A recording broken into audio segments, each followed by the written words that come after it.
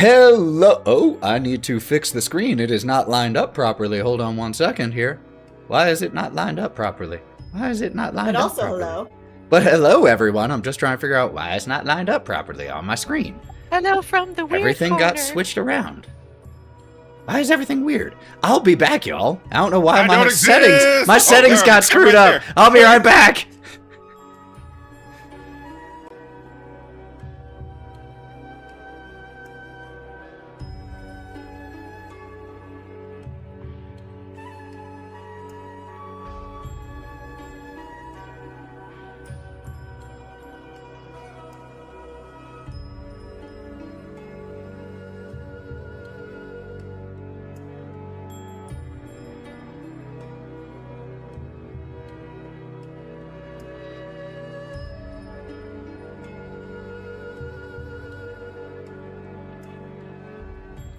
There we go. Look, it's a whole setup. Of course I say that, and now Lauren isn't here.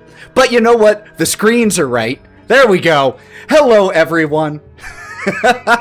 Welcome to Thousand Faces presents Go Buff Yourself and the Wild Beyond. As always, I am Ethan, your dungeon master for this wacky little adventure that we're going to be telling here, and I am joined by the 6 members of the Wild Things. Let's go around and say hi to them. Playing Bodie, we have Lauren. Hi. Playing Wraught, we have Joe. Every time you follow this channel, Wraught gets her wings again. Yeah, let's go with that. Hey! Oh, Full Shot, thank you so much for gifting some subs. What a great way to start off the stream. I have so many wings now! Yeah, all the wings. Just 5 sets of wings on Wraught's back. Melon is played by Morgan. You got any food? No, I wish. Otto, played by Mav. Hey, just let you know, your booty looking real thick today, so Take a look. proud of you. Point. Fuck yes. Yeah, my dude, that's a new one. I'll take it. You know what? How dare you? For complimenting the booty, take 2. Eat cheek, baby. Everyone is looking at everyone. Yes, bribing the DM works. Why is this a mystery? Actual So what's it literal gonna cost kiss to ass. bump me up to level 8? Hey Ethan, what if I order you guys pizza? Well, let's get it delivered. I'll evaluate it and we'll see. Kieren is played by Sarah. Now I have the every time we touch, I get this feeling stuck in my head because... And V, or Ivonna, is played by Sally. Hello. Perfect. A few preliminary little housekeeping things to get out of the way before we jump in. If you enjoy this, please give the Twitch channel here a follow. If you really enjoy it, a sub. Or if you want to keep up with all of the stories we are telling, you can follow us at Go Buff Yourself anywhere and listen to all of our stories on Go Buff Yourself anywhere you get podcasts. Spotify, YouTube, all you gotta do, search Go Buff Yourself, and there is a lot on there, including our current flagship game on the podcast, Lords of Sin. Then again, the right game might also be a podcast. We just haven't gotten to that one yet. Who knows? It's a wide world of stories out there. This is an 18+ stream for drug use, legally in and out of game, potential dark content, and certainly adult language. With all of that said, let's go ahead and run that intro video so that we can get into session 67, or 64, still impressive. I've seen way too many memes about 67, apparently. It's just in my head. That's 60. how we get the kids, Ethan. That's how we get the younger generation. Yeah, it's just always, it's episode 67. Forever. But episode 64 that's all edging. of The Wild Beyond. Let's do it.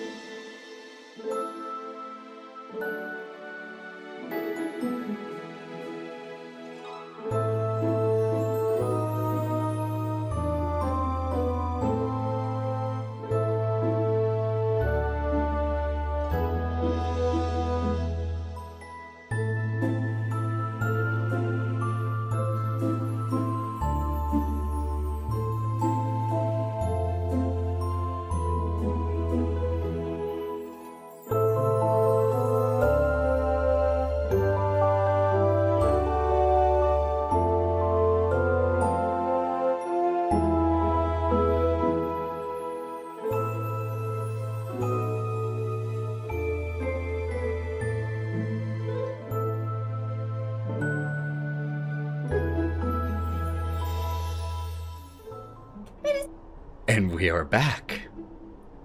Making our way. When we last left the wild things in the Feywild wintry realm of Yawn, the six of you were traveling through the Flickerstorm Mountains in order to eventually make your way towards Arctis Tor, or the Winter Palace, where you have heard some interesting reports about Queen Mab, the Queen of the Winter Court, and her new advisor, Zabilna, a name that was familiar to a few of you. The process of traversing the mountains is far from easy. Steep climbs, large chasms crossable only by rickety rope and wood bridges, which you all dealt with that struggle through some incredible rolls and incredibly risky behavior, including Otto hanging upside down by his feet to partially repair the broken bridge. Once everyone, including Juniper the Owlbear, through a rope-rigged harness system, managed to cross this plummeting chasm, you traveled for a few more hours in the mountains and then had to deal with one of the most treacherous natural occurrences here in the Snowy Mountains, an avalanche. In the process of trying to escape this crush of white powdered death flying your way, Bodie the Turtle and Juniper the Owlbear were buried. Then, soon after, with Melon, Otto, and V getting buried under the avalanche, but with V getting smacked in the head by a not huge, but sizable chunk of rock in the process, knocking her to unconsciousness. Wraught and Kieren, who managed to stay above the crush, managed to locate and dig out their friends quickly enough that Wraught was able to use her dragon breath to partially free V, and with Melon pulling himself free, went dashing towards V just in time to heal her wounds as the red was starting to spread in the white snow here. With everyone safely freed from being buried or partially buried in the avalanche, you all found a place to take shelter because you had been traveling for quite a while. The place that you found was nothing fancy. It's simply a section of the mountainside that has a good size overhang that makes it so that it's not as high with snow underneath here, and at least when the wind blows from a couple directions, you get some windbreak from the mountains. And we left with you all limping your way to this shelter. And that's exactly where we pick up. We pick up with you all in the cold, in the biting wind, a few of you a little worse for today's travels, and getting a little bit of rest and shelter. So, wild things. What you doing? Fuck. This place sucks. I think that can be agreed on by everybody since the start.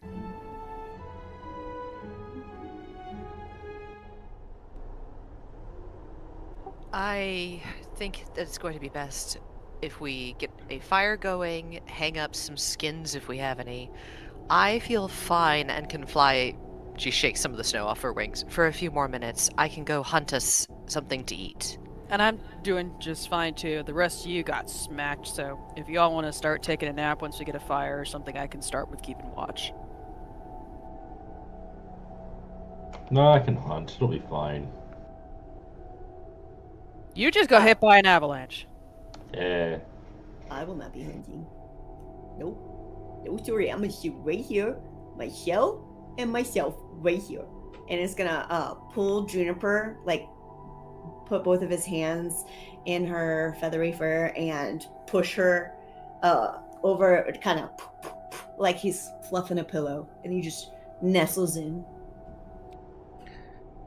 Melon, why don't you set up shelter? You're good at that. Actually, watch this. I'm gonna do something new that just happened with the first level called Wild Cunning. So this As you- is, before you do this, just as a housekeeping matter for all of you listening or watching, in between last session and this session, the wild things leveled up from level 6 to level 7. So, with that said, Melon.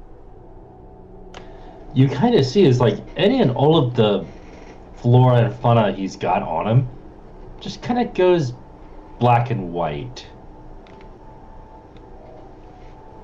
And little motes appear, and they just start rummaging through everyone's bags and setting up camp. Bodie rubs his eyes upon seeing this. Oh, am I? And he reaches back. He's like, no, that mushroom's still there. What the fuck is that? So one of the features is I can have them... Essentially, I send out spirits to bring back wood for a fire and set up a campsite in the area using our own supplies. What feature is this? It's Wild Cunning. It's a first level. It's way more. It's just utility over anything. Wild Cunning. Very cool. That's awesome. So, as the flora on you goes monochrome and these little light little spirits, just like you said, start going through and opening up people's bags, pulling out people's bedrolls, getting them set up here, taking furs and draping them over a strung line to provide you all a bit of shelter and more windbreak from the opposite side, and to cover up any light you might produce from any fire. Incredible. Which they do also build the fire. Yes, the fire itself is just getting, like, these little spirits go out, and The warmth of summer starting it. about 3 minutes after the first little train of these spirits is sent out, the rest of you see just, at first it looks like floating on the wind until you're able to see the tiny translucent spirits once again, as they are just one by one bringing small pieces of kindling, little scraps of bushes and trees that are able to actually survive clinging onto the mountain up here. And just a small train as clunk, one piece of kindling, clunk, a small twig, clunk, a bigger piece is deposited, and eventually a fire made and lit, and it catches, and you all have light and warmth and a cooking fire. Before Wraught heads out to hunt, Kai's going to pull the monocle out of his pocket and flip to her like a coin. All yours. Don't think I need it anymore, weirdly enough. Maybe it's all the carrots we've been eating recently, but you know what? I feel like my eyesight's got a little bit better in the dark. I thought that was like some kind of like war thing that turned out to not actually be true. I'm not smart enough to know about that shit. But I'm just gonna trust the carrots. So, If you've with been the whole, sneaking carrots. being a warlock thing, I now have Devil's Sight. I have dark vision out to 120 feet now. That is so cool. I'll fit the monocle.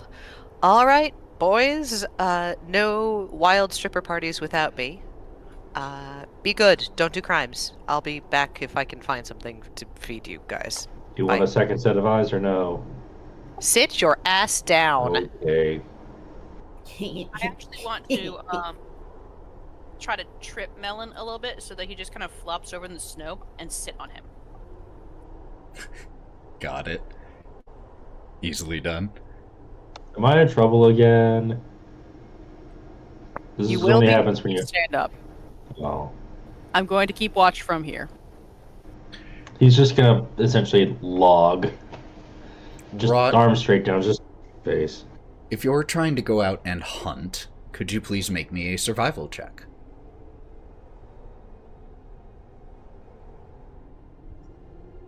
I think I have a few minutes. Well, actually, no. It's probably been more than 10 minutes since I cast Fly to start digging people out and avoid the avalanche, so I probably am just going to have to hoof it. Darn! Feet. You want to use my boots? I don't have time to attune to your boots. Go to bed.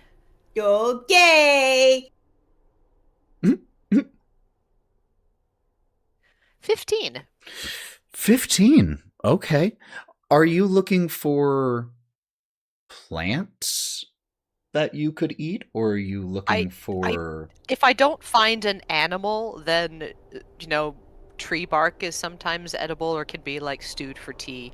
So the only time I would actually, actively look for plants in this wasteland of a winterland would be if I don't find anything else. You find the sign. You don't find them themselves, but you find goat sign. You see the small hoof print indentations in the snow, a pile of droppings that's maybe about 15-20 minutes old. If you want to pursue and track them to try to hunt them down, you absolutely can. Since I know that my party is hurt and hungry, I think I'm going to press on my chest and cast Fly on myself again, so those black tendrils come out and give me the muscular support in my wings I usually lack. And I'll take to the air high up, so that I can find the goats faster. Love that. Could you do me a favor? Could you please make a second survival check, this one with advantage?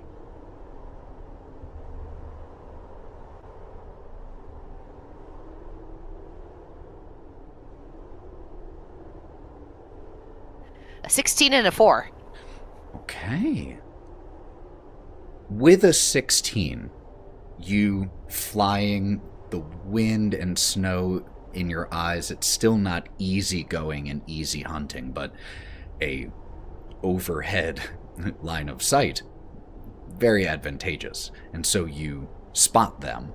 How do you take out and hunt down one of these goats? I want to see if there's one lagging a little, or one who's fatter, maybe, or even pregnant, let's be real. And the goal is going to be to come down really, really fast at a sharp angle, grab it, and rock it back up again, and then drop it. Incredible. You come diving down, and the goats go scattering, and you manage to pick off one, lift him into the air, and just wild-eyed looking up at you as you let go. Could you also roll me a d8, please?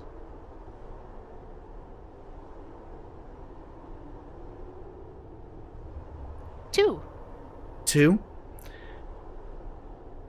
As you land back near where the corpse of the goat is to sling it over your shoulder, grab it, and get ready to take off, you notice that near where it dropped, there is obviously a lot of snow, but there is a smaller rocky section poking out of the snow, and you can see growing on that stone. They almost look like clovers, but they're pure white, just blowing in the wind here. And with that survival check, looking at them and just getting close to it and giving a sniff where you get a bit of a minty aroma, you feel like these should be edible. Might be good for seasoning the goat with, maybe could be eaten on its own. And even if it's not, Bodie might like it. So I'll spend a minute or two using my claws to gently try to scrape some of it off the rock. Now, after doing that, your last survival check was a 16, which was very good and good enough to catch this goat. But it's not good enough to avoid one more survival check, and that is one final survival check to find your way back. This is not with advantage. This is just a normal survival roll, please. Can I make it an intelligence check because I would know which direction I flew from? Sure, we can do that instead. I am a book person, not a wilderness person. Very fair.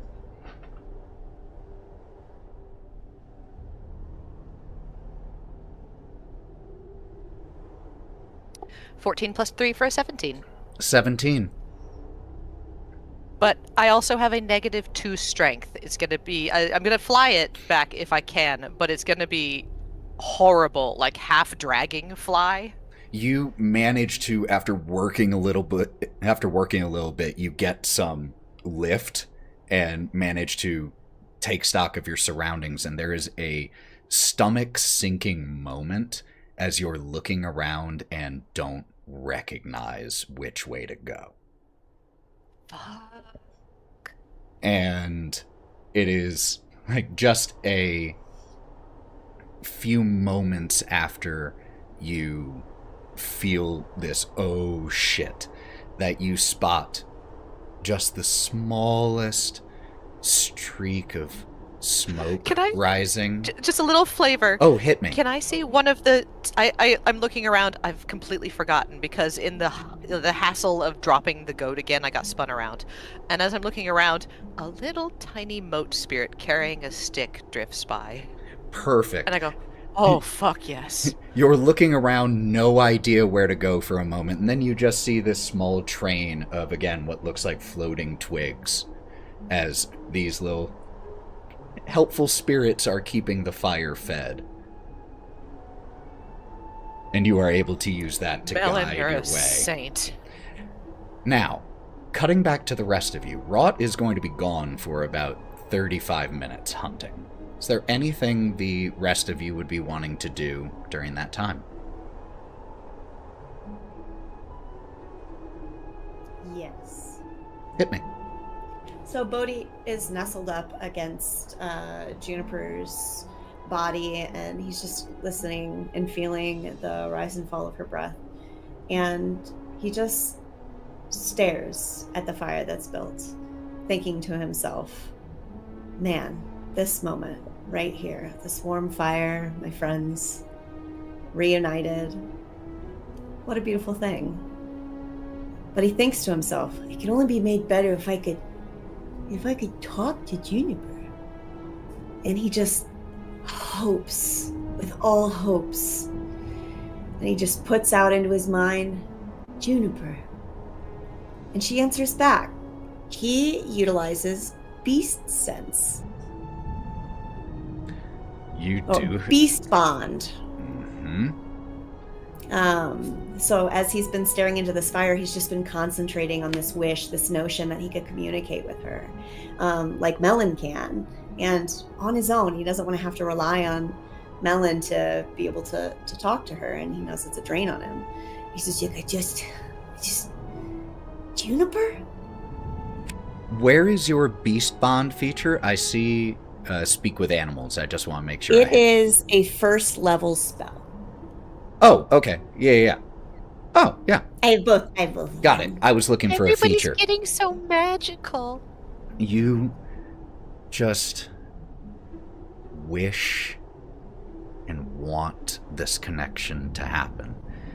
And as you are wishing it, you just hear, Bodie, you okay? And he From just Juniper. looks directly at her actual face, looks her up and down, and in his mind goes, but you see his eyes squint. Juniper? And she He just doesn't say it out loud. gives a bobbing nod of her giant owl bear head. All of the color goes out of his face as he just eyes wide at her, and she just hears in her mind the screaming, holy shit! This is so fucking cool! No way! Oh my god, we have so much to talk about. What are your favorite foods right now? Do you have a favorite color? Can you see in color? Oh my god, can you tell me whether or not mushrooms or plants or poisons or otherwise? You get this level of just manic excitement, and you know when you go up to a dog who is very calm, but then you start acting very rambunctious and excited, and even though that dog has no idea why they are also now excited, they are. Juniper is exactly in that same empathic style way as you start, oh my gosh, she just leaps up and starts like galumphing around, just super excited with you, and is bouncing up and down, and just, I don't know, I've never had any mushrooms, what was that? I don't know what that is. Just trying to match your excitement as much as she can. We are going to be able to have so many talks, and then he's gonna close out this conversation by putting his head on her forehead and just rustling. Kieren? As this is happening, Kai's gonna lean over to Otto. You're seeing this too, right? Is Bodie having a stroke? Did he get like? Genius! Did he? I'm whispering this. Did he get hit in the head with the rock in the avalanche? Because I'm getting a little bit worried about him. No, he didn't. V did. I think he was talking to Juniper like he did beforehand, but Melon didn't help him. Melon, did you do a thing again? I'm taking that as a no. Bodie? Yo. Yeah, I mean? Are you able to talk to Juniper now? You see that? I didn't even have to open, and he's gonna kind of like walk towards you, and he's all excited. His eyes are all wide, his arms are wide. All I did was I said, oh, Bodie, you want to talk to Juniper so bad, and then I did without even using my mouth. Fucking sweet.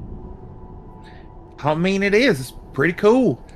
As Bodie is like so happy, so excited explaining this to you, Otto, you notice right around Bodie's feet and partially on his shell, these small, like 2.5-inch tall flowers just pop into existence, some sprouting out of the snow right at his boot-covered turtle feet, some growing on his moss-covered shell, and all of them have on their flowery blooms these big smiling faces, and their stems stretch like arms that are stretching out. Ah! And then as Bodie laughs, they all start to laugh as well. And then after just about 8 seconds, their arms cross and they start to shiver. And then they just kind of shrink back away. I'm having the stroke, never mind. Oh, okay. It looks like you made some. You look like you made some new friends too there, bud. Did you have inappropriate relations with that dandelion knight that we met in the last realm? No, but I could have hit it if I wanted to. But I'm just saying. Man. I'm just saying, guys. Once I found my lost thing, and he gestures to Juniper, all kinds of cool shit is happening. He's gonna pull a joint out from his shell. He's gonna put it in his mouth, and he's just going to light his thumb, and a flame comes to the end of his thumb. You see what I mean? We're embracing it. Super freaked out right now, but embracing it. As he is able to produce flame at will now. Bodie? And this is Juniper. Yeah. And she kind of bumps up against you, okay. Her head rubbing up against you. And you hear her voice slightly quaver as she asks you, "Are you real?" Yeah, I mean, yeah, I'm real. And he immediately turns his attention away and just reaches his hand out to make contact with her body. Yeah, see? And I'm real, I'm here. You okay? These last few days just haven't felt real. Now getting to talk to you more, it's like everything that I've been hoping for so long has come true, and I just don't know if I can trust it. Oh, man. Totally fucking get that. Waiting for the other shoe to drop, right? And it will. Oh, buddy, it probably will. It almost just did. Do you see all that snow? Of course, you were right there. But I don't know anything about okay. shoes or dropping. Well, I What don't I know mean anything about is shoe that- droppings. I know about other droppings, but whatever droppings we go through, as long as we can go through it together, I'm happy. he's gonna put both hands out and then just kind of bury his arms in his head, in her neck, and just say out loud to her, "No matter what, I got you. Won't let anything happen." Did you say that? Did you say I was your lost thing? What does that mean? Oh, that's. You know how do I say this? The time I got to spend with you is the first big time that I really felt like me. I felt like I was complete, you know? And then when Candlefoot, when you went away, it was hard for me to find that trust, that love, that friendship. And I think I've been searching for that, even for myself in my own heart, for a long time. And finding you helped me realize that's what I needed. You're my lost thing. I lost you. But now you're here. I'll never lose you again. You never lost me.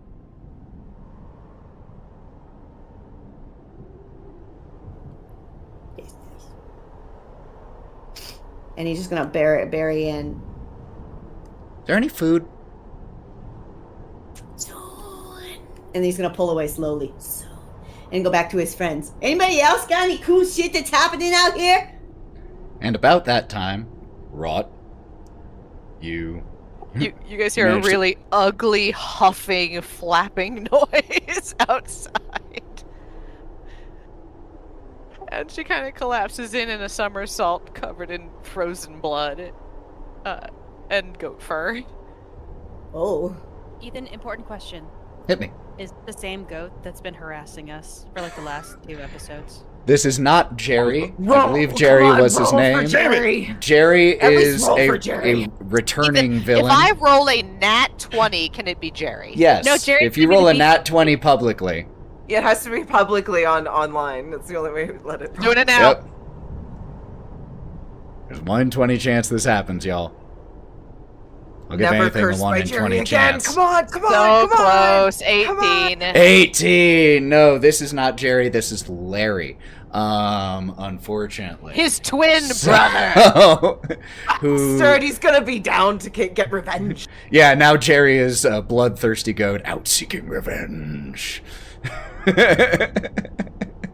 We joke about that. Ethan would totally do it. Yeah, so. don't worry. New big bad evil guy.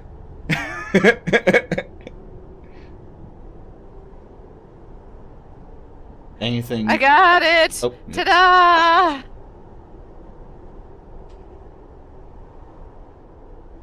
Well, dinner's here. Can you Good job, And bro. Bodie, I got this, and I'm gonna reach into my. I don't think I have pockets, so I'm just gonna reach into my shirt and I pull out my handful of like licheny moss.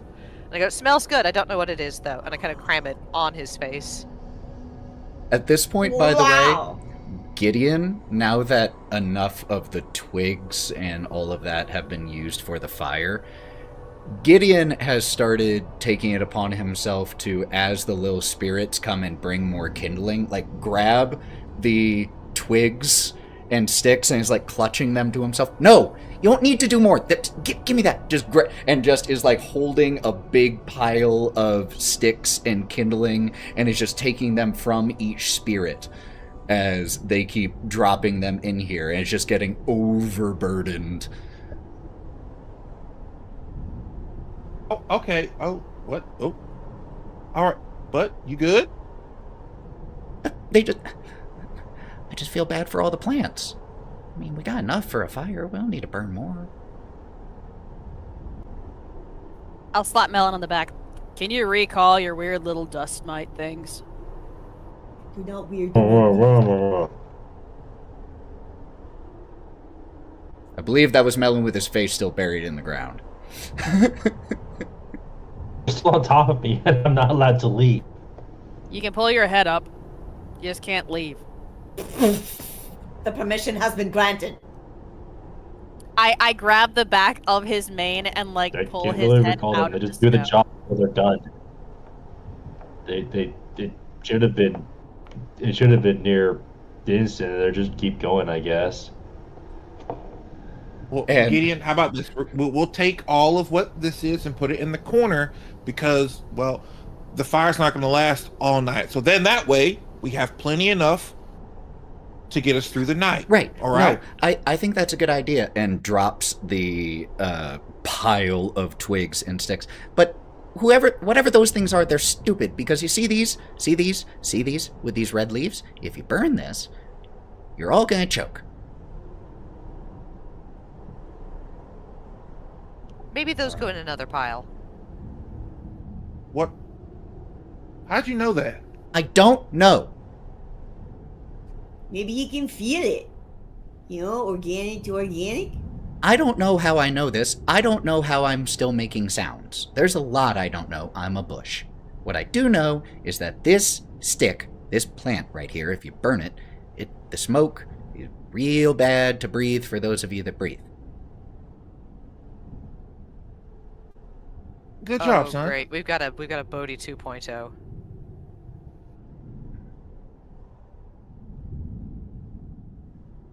Good job, Gideon.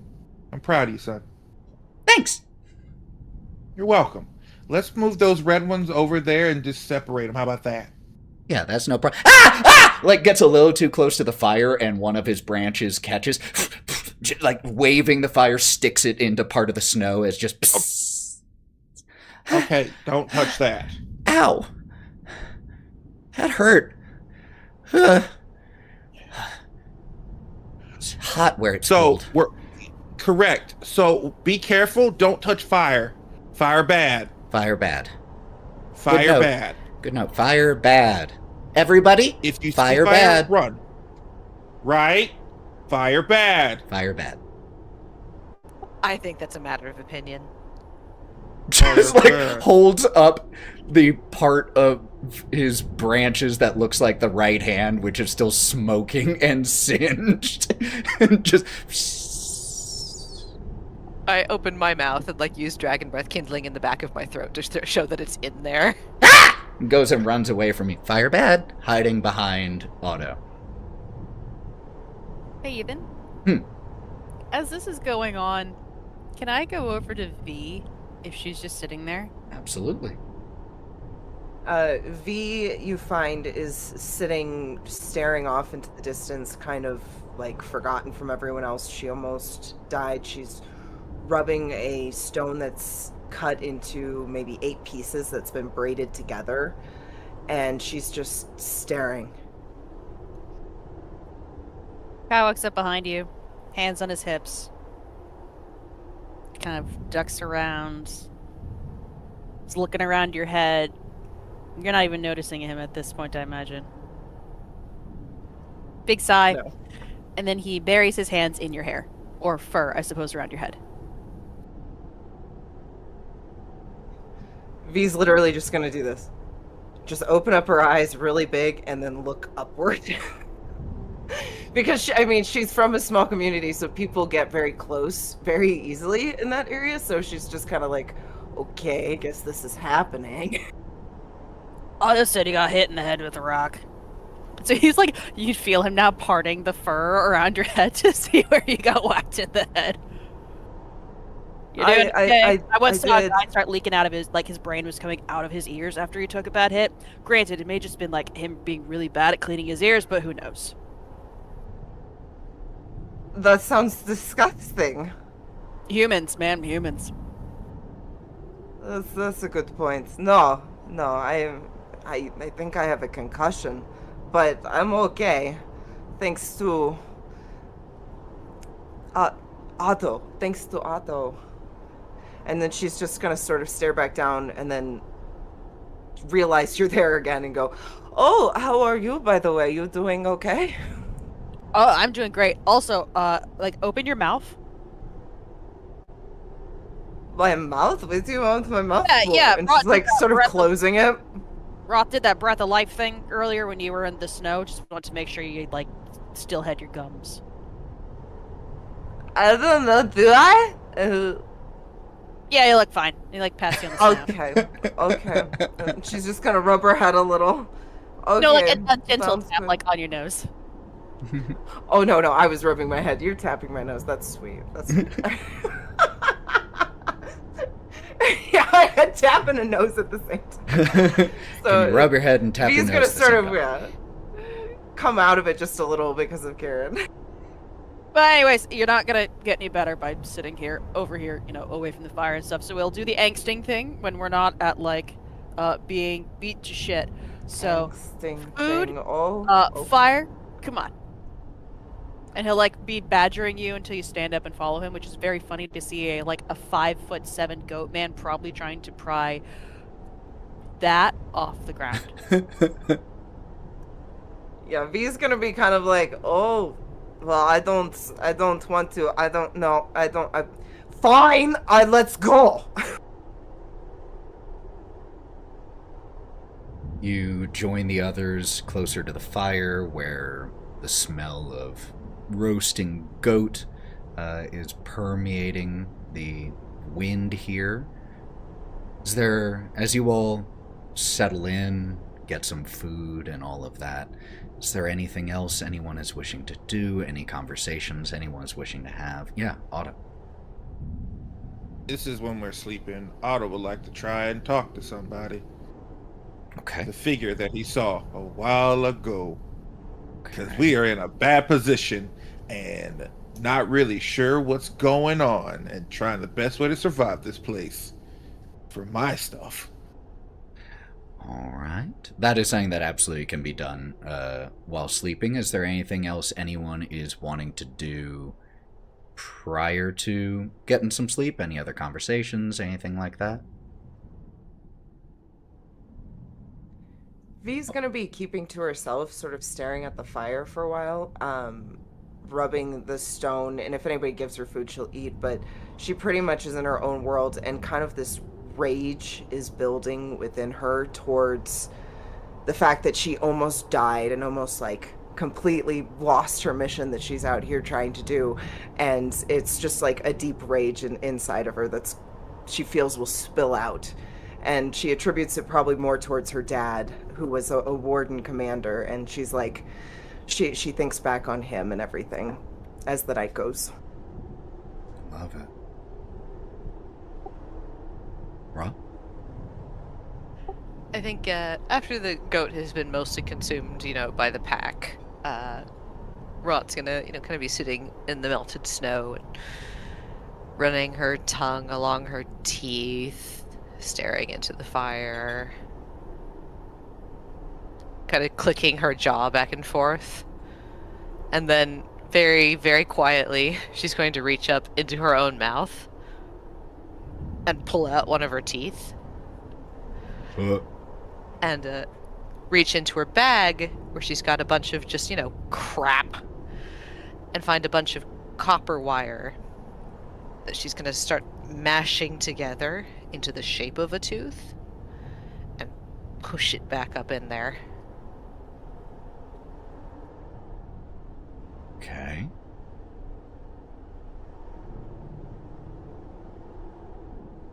I could see the gears turning in Ethan's head. I'm just letting it... Hey, what happened? You all do your thing. I thought She's you not could going to tell draw attention to it. She's just sitting there doing it. Okay. I wish Bodie were more receptive. Cause the fuck? You should roll to see if you notice it. Yeah, Well, you can always make a perception check, see if you notice. I just hear this happening, and I gotta roll over. Yeah, should I check? Yeah, go ahead. Make a perception check. Perceive. At 15. 15? I think if you wanted to notice it, there's no reason you wouldn't. I'm not trying to hide it. Okay. At this point, Bodie kind of like scoots, and he's staring at the ceiling, but he's next to you. Hey, what you doing? You okay? Is this normal? No judgment. What even is normal anymore? I don't know why. When it came out, I was like, what even is normal? It's super subjective. It's not really a thing that we have a definition for. Anyway, is this commonplace for, I'm sorry, this is going to sound super ignorant, but I don't know much about, you know, your type of people. Is this a thing that happens in your mouths? Bodie, I don't have people. I'm a monster. I think you're way more than a monster in here. But no, really. You're such a fucking sap. Yeah, I like to dissolve the tension with compliments and kindness. But yeah, no, I was really freaked out while hearing and then partially watching whatever that was. So I was just wondering if you wanted to talk about it, or if it's a private ritual, or, you know. No, it's a magic thing. I was realizing I'm limiting myself a bit. Here, you can have this. And she's going to press the tooth that she pulled out into his hand. You know how I can get in your head if I can see you and talk to you? Uh-huh. It's just like looking at the tooth, kind of in horror. Well, what if I can't see you? What if I want to talk to you, but I can't see you? You can do that? I couldn't before, but maybe I wasn't being creative enough. Yeah. Maybe, I mean, at least I learned, if you just wish really hard, really want it, it can happen. It doesn't work that way with me. It has to be something in me that I have to come up with, you know? Magic stuff. Magic stuff, Oh, yeah. So I had an idea that I could use this as a conduit. Like a lightning rod? Yeah, sure. Oh, So okay. watch. I'm going to talk to Kai in his head, right? And I'm going to turn my back to you. He's gonna like nestle, and he's gonna let his arm touch your arm, and he's gonna like look. Okay, I'm ready. And I'm going to use my, psychic ability to go, hi, Kai, in his head. Kai, pick your nose for me, psychically. Great, now wipe it on Melon. He's still in the snow, by the way, face down in there. And Those of then you I listening am can't going- see all the beautiful gestures that Sarah is doing to act all of this out. And then I'm going to cast the message cantrip using the copper wire that I've replaced my tooth with. Without looking at Bodie, to Bodie. I go, hi Bodie. I'm talking in your head without looking at you. And he just kind of shakes a little bit. Okay, I get it. Our magic's fucking weird, man, but what a cool thing. It's not too bad, is it? It's easy to talk to other people way, way far? Not that far, it's just a little bit of wire. Oh, okay. Okay, got it. Cool. Fucking sweet. But All right. it'll let me bounce between things a little more easily as long as I know you. And I know all of you. Truth. Okay. Well, thanks for dispelling the mystery. And he's just going to roll back over into his spot with shell facing outward, face in Juniper's. Love it. Beautiful. Sick. Anything else anyone is wanting to do before a long rest? Okay. And as you all settle in, bellies full, are we taking watches, or is everyone getting sleep? Who's taking... We'll need at least 2 watches, possibly 3. I took no damage, and I said I'd take the first watch earlier. Okay. Could you do me a favor and move your mic closer to your mouth so we can hear your wonderful voice? Sorry about that. I was eating naan. No, Yes, that's totally fine. I took no damage and said that I would take the first watch earlier. It's not an issue. Perfection. Anyone taking it with Kai or Kai taking it on her own? I'll probably take Yes, second. excuse me. If not last. All right. So who would be second? I'll take second. And Second. it's like if it lasts for the entirety of it, that'll be fine. Because Okay. Melon probably went to sleep a while ago. Okay. So for the first watch, then, Kieren, could you please roll me a d20 and then a perception check, please? The first is just a flat d20 roll. 11. Okay. 10. 10. Plus 8. You hear the snoring of your friends. Some a little bit more, some sleep more troubled than the others. The orange embers of the fire casting a nice aura here in the camp, shadows streaking along. You hear the occasional distant but deep rumbles of rolling thunder from outside. The wind continues to bite, and time is very difficult to perceive in a place where the light is ever constant. But your watch passes uneventfully. Melon, I believe you were next. But before yours, Otto, you had mentioned there was something you were wanting to do once you all went to sleep. Yeah. Well, at this point in time, Otto was asleep, but kind of restless a little bit, but he seems calm looking at him. He's going back through just his time being here, remembering when we were there, in like a lot of the fights that we've been in, just times where he was able to do things that he shouldn't have been able to.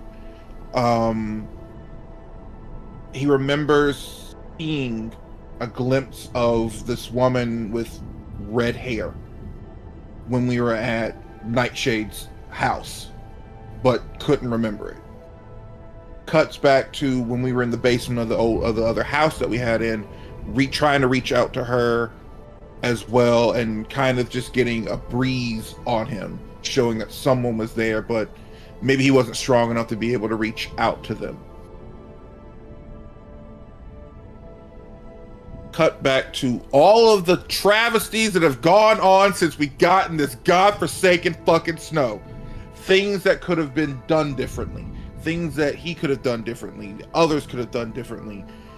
Learning and watching Melon cut through the snow and being able to find his way through, and he just kind of sits in a representation of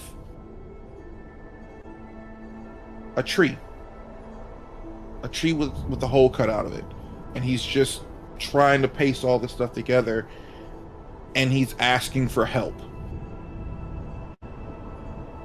Okay. How can he get through this with everybody else? All right. And who are you? So, I'm going to ask for a religion check here. Don't roll it yet, because I want to let you know a few things. First, we're going to make this roll publicly. Mm-hmm. Now, this is a religion check. However, you can, if your charisma is higher, you can use your charisma bonus instead of intelligence here, because this isn't about what you know about religion. This is an innate religious connection. If you roll below a 15, that's one threshold. So above a 15 will get you something. Above a 20 will get you a different threshold. And a nat 20 will not only give you those things, but I'll also let you ask specific question. And above a 15, I'll let you ask a specific question. It's just the higher you roll, the more direct an answer to that question you will get. Below a 15, we'll see. So, just a reminder to let everybody know, too, my charisma modifier, right? Yep. Is +2. +2. Making connections directly to gods is a difficult thing.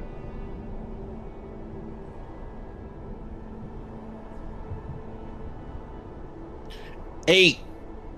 Sorry. No, 7. 7. 7. You reach out,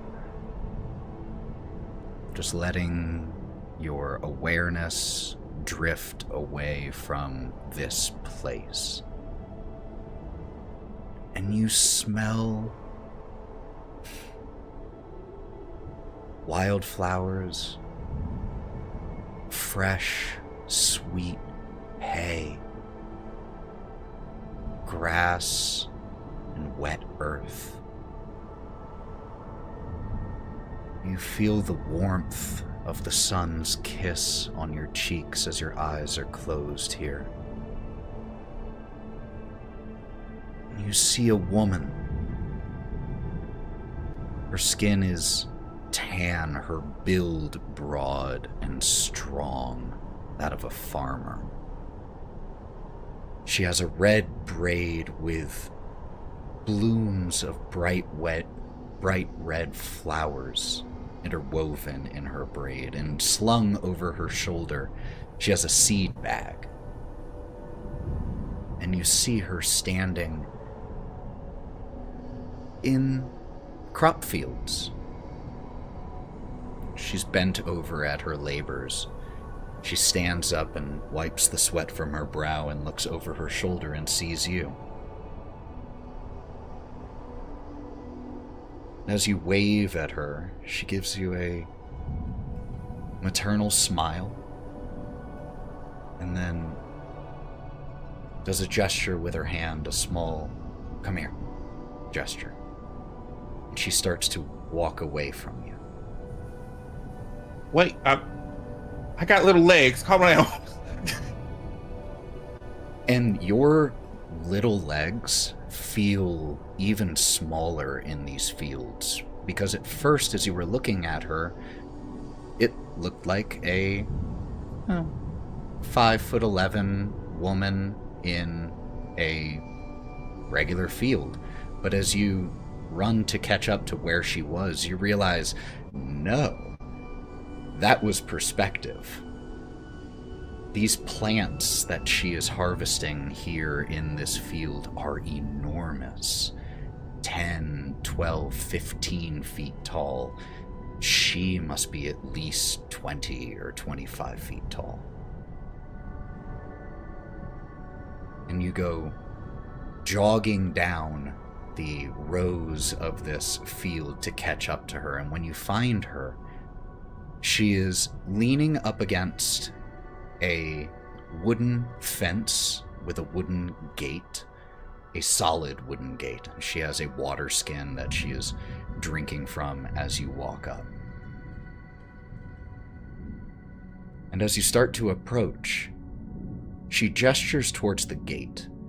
And like I said, it's made of solid wood, but there's a little knot in the wood that is hollowed out that can be used as a peephole.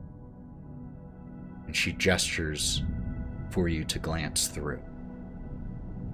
So you want me to look through the... Oh, okay. She just gives you a nod and a smile, and as she does, the wind picks up for a moment, and you just smell roses. You smell really nice, by the way. You're really pretty and really tall. And puts his eye up against the hole. Only the wooden gate was solid wood. The others, the fence was split rail. So you could see beyond the fence, and there was more grass and meadows. But as you look through the hole of the gate here, you see snow and mountains. And you see a dim, flickering orange light behind skins. You realize that you are looking at where you are camped from a bird's eye perspective. It pulls away from here incredibly quickly, disorienting, vertigo-inducing. And you get a view of the mountainscape that there is no way your eyes would be able to perceive in reality through the snow and the clouds. And you see, distantly, that glinting castle. You also see, at several points in the mountainscape, small from this perspective, black rifts in reality. Familiar to ones that you've seen before, there are none near you, but you are afforded a glimpse of at least 3 here, actively, simultaneously open.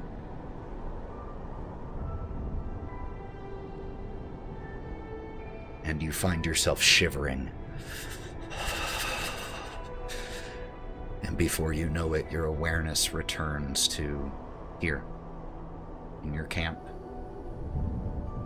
You hear Kieren waking Melon for the second watch as your awareness returns.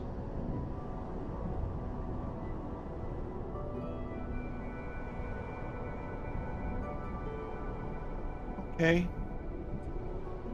All right.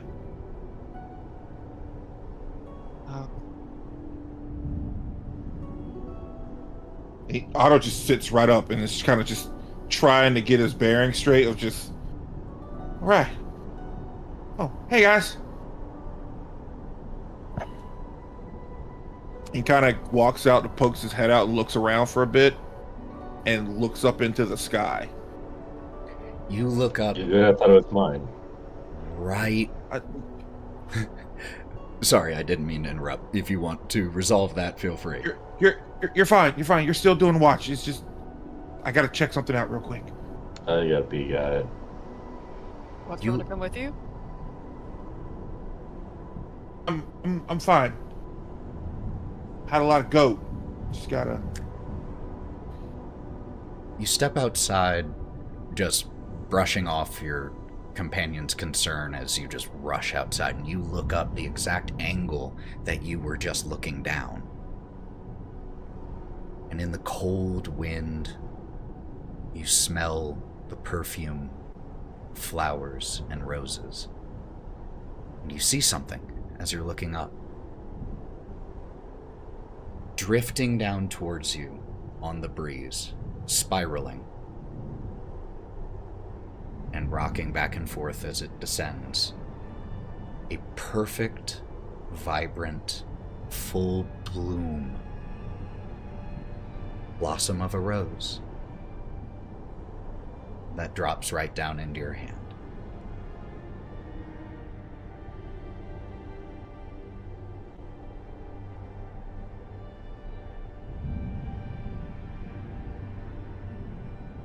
Can't hear you. Giant woman. Big lady. And he goes back to big bed. woman here. And he kind of just holds it close and just goes back to bed. Man, before Here you you do, Yeah. you saw something out there. You really Think I- didn't go that far. I could see you the whole time. What'd you see? A giant lady spoke. Well, a giant lady I saw? Nice. Yeah. She smelled really nice and was really pretty. Just real big. Nice. Big is nice. Yeah. I got this too. Oh, sweet. Alright, you go back to bed. Oh. And Yeah, there's portals here too. Where? Alice, do you remember the general direction so I could probably find them? It's quite a ways away from where we are. Irrelevant. Otto will try to remember Make and me kind of just. make me a quick survival check.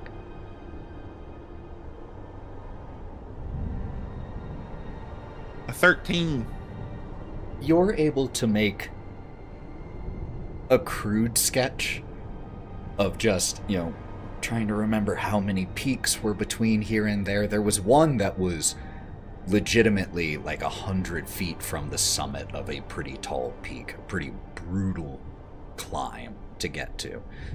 Another seemed to be entirely out of the way from the direction of the castle, which you also mark on there. One of those portals isn't too far away from the castle itself. Now, again, you had a bird's eye perspective from overhead. Something that is a mile apart as the crow flies might be several days of travel when it comes to the mountains. But you sketch out the best you can. If nothing else, you are now aware that this issue that you had discovered earlier is not only still present, it appears to be accelerating. Yippee. Yeah, I thought the same thing too.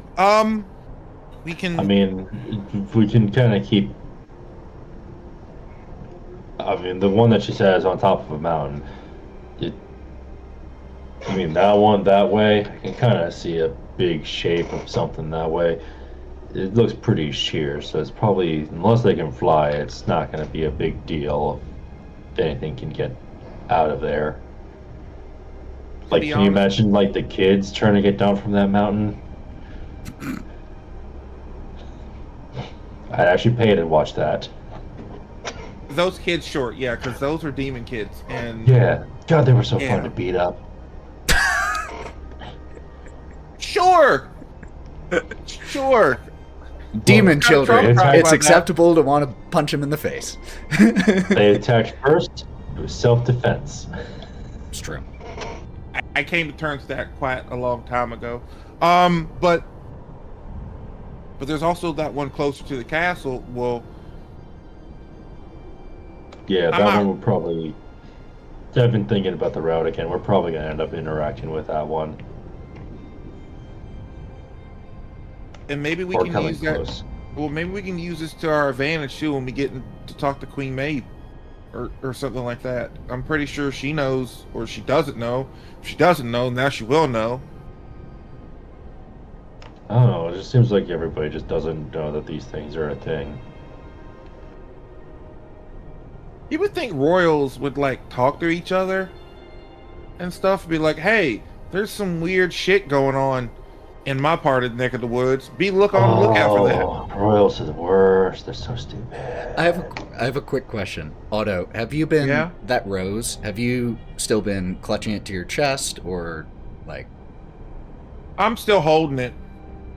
Okay, if you're just holding it, you hear a, oh, something's happening, and you look down and see you're holding the bloom in your right hand, and Gideon is to your right and had reached out and touched the bloom that was in your hand, and from his left arm, quote unquote, just this collection of brambles and vines in sleeves, his vines begin to grow small thorns, and all over him, where you can see rosebuds begin to blossom, just small.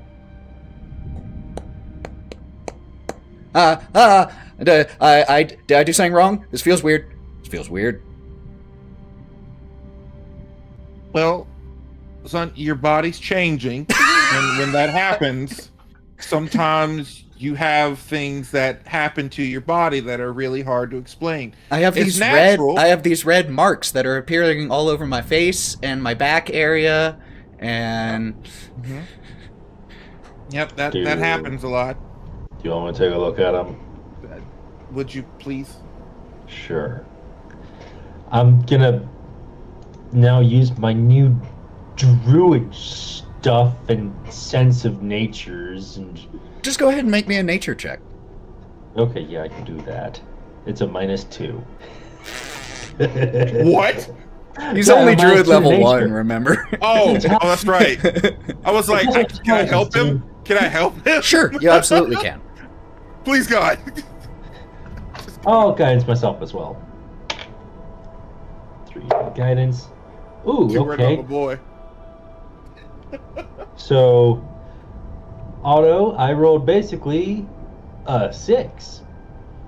Plus Damn, 3. I also got a 6. 6? I Gideon, got 9. with 6 and 9, Gideon is turning, looks like a rose bush in early spring. Yeah, rosebush. All right. Well, Bud, you Am I like this forever? got, Is this who I am now? you can be whoever you want to be. First off, Ooh, hold on. Let me try something. And A rose pops out of his ass. Yep, one of the rose buds just full blossoms. Ah, I did it! yay! Look at that. You can Congratulations. wait. You controlled that. You did that yourself. Hold on, let me try again. Tries again, and one of his branches from his left arm just falls off. Oh, shit! Picks it up and puts it back onto his arm. Okay, still not an expert then. And well, By the way, did I use shit right? I've heard you all say it a lot.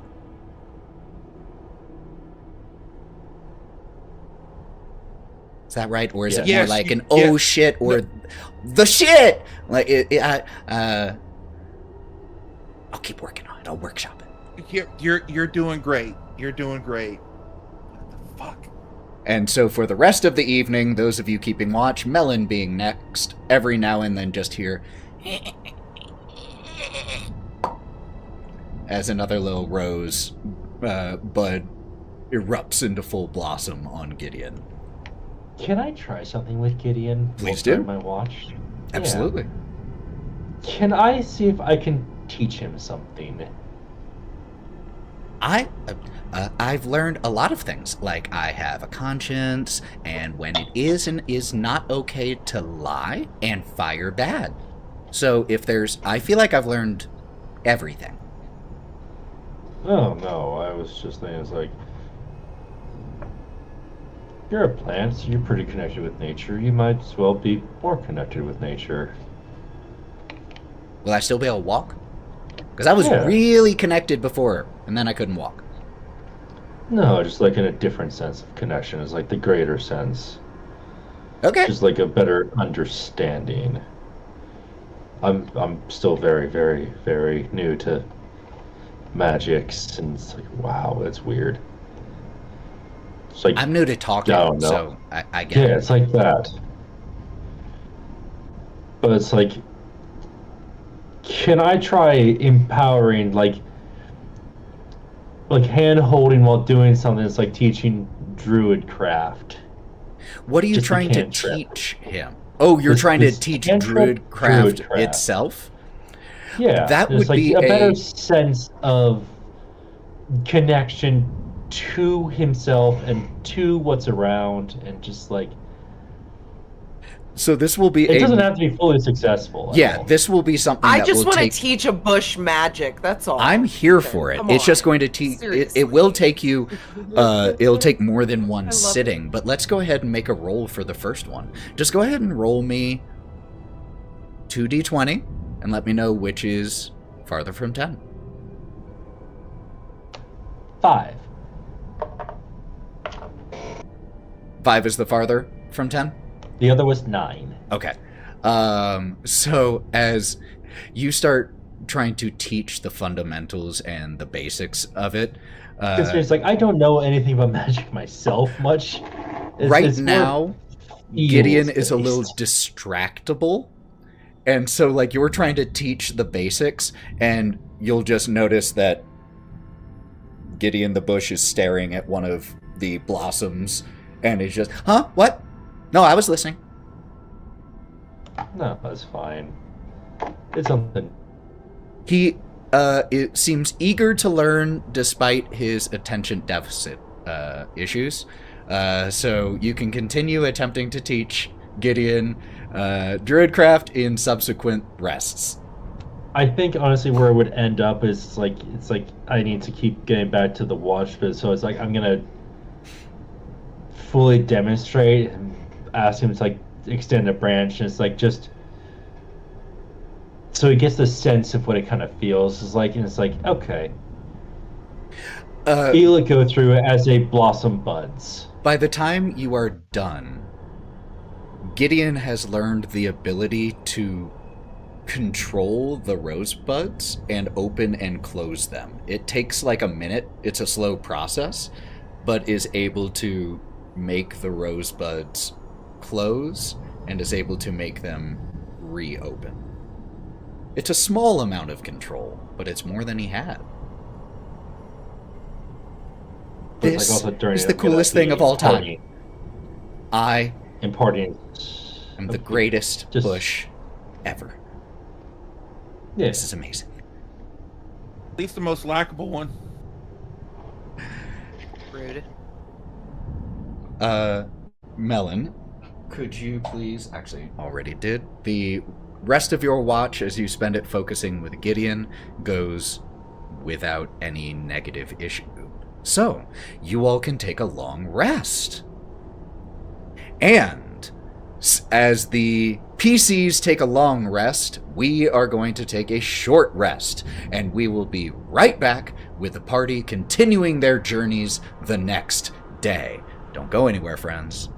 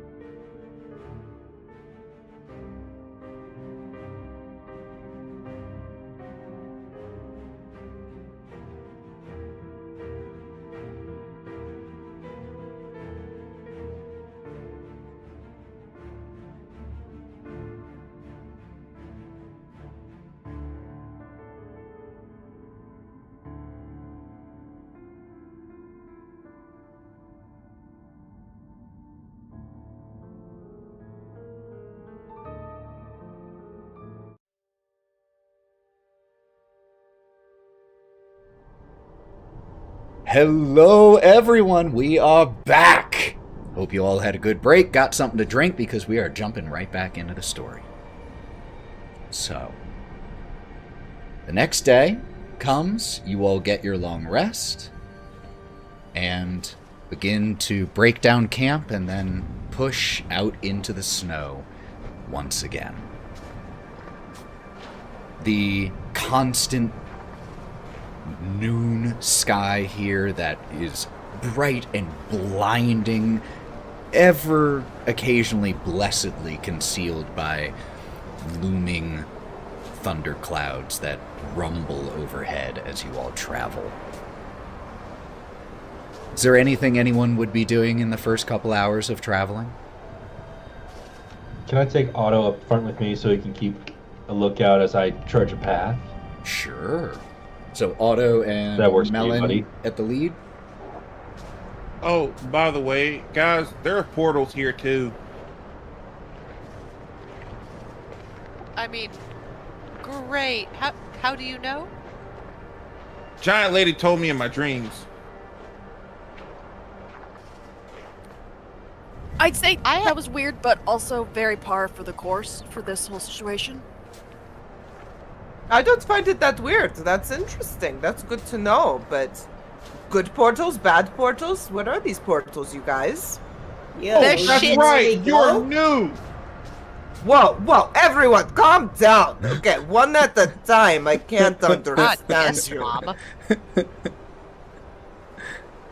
Portals are bad. They are Okay. portals into domains of dread. Bad things happen in them. Okay, that's good to know. I came through a portal, but this doesn't sound like good portals. So we didn't make them. We don't know who's making them. What are we doing about them? Are we just staying away from them? What's happening? Oh, we usually go in and stop them. If we have to, because sometimes there's like an anchor or something on the outside. If you throw it back in, it collapses in on itself, and that's the best case scenario. Worst case scenario is you have to go inside and close it from the inside, and then you face your worst fears or see worlds dying. So Adventure. I hope the therapy hasn't been Drama. Man. A I'm fun 5 years day. older than I started this whole adventure, and we've only been doing this for a couple of weeks. Also, I'm kind of trying to take us to the nearest one to the castle. Well, you still have Is a someone while paying before us the to castle. do this? Like, They're why paying are we me doing if this I out of live, the yes. kindness of our hearts? Only for the love of the game. Because we don't want to die. Love of the game. Okay, I'm just trying to understand your mission. I mean, we all have reasons for being out here, right? Or am I the only one? You guys, is this the portals, right? Is that what's... I'm just committed to the bit, but yeah, the portals also become a big problem, so it's very self-serving of, if we don't close them, then what's in them is going to come for us anyways. So, may as well, make it so it's not a problem early on. And Do honestly, you like time's purple really worms? This is how wonky. you get purple worms. And time's really wonky here too, because I feel like we've been doing this for almost 2 years now, and I feel like we've been here for longer than we have been. Yeah, it feels very much like 2 Okay. years. So time passed, you're 5 years older, portal's bad, you experienced your worst fears, you go in, sometimes anchor you throw in. I think I'm caught up. That seems to be about knowledge should be, yeah. As you all are continuing to travel here, this I pulled out my unending booze flask and its mimosas this morning as we go.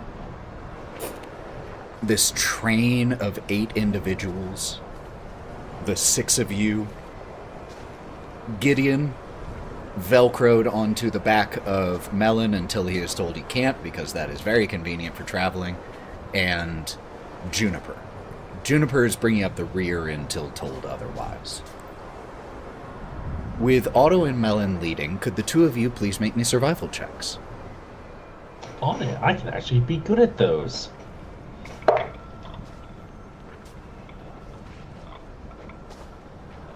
Big lady, help. 19. 17. 17. There is a strong gust of wind that for a second fills you all with dread as you all start to think another blizzard might be picking up.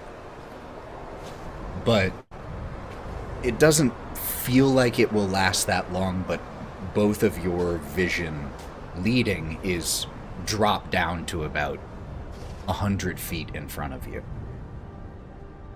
Bodie, out in front of Otto and Melon, you being kind of in the middle of the pack with Juniper behind you, you see a silhouette in the snow. It's a slightly equine silhouette, and it's a familiar one that you've only seen in dreams before. The silhouette of a centaur.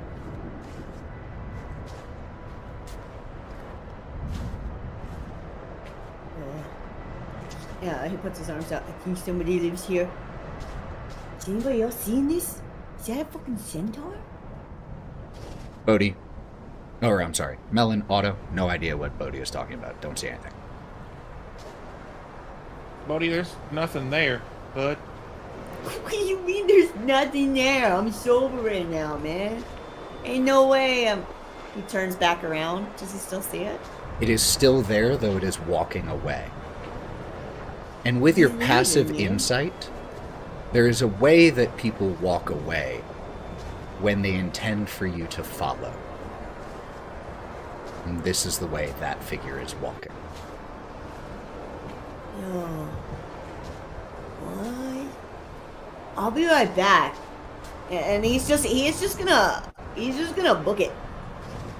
Bodie I'm just probably goes, riding on Bodie, so I'm like, Bodie, where are we going? Where are we going? Y'all be right back!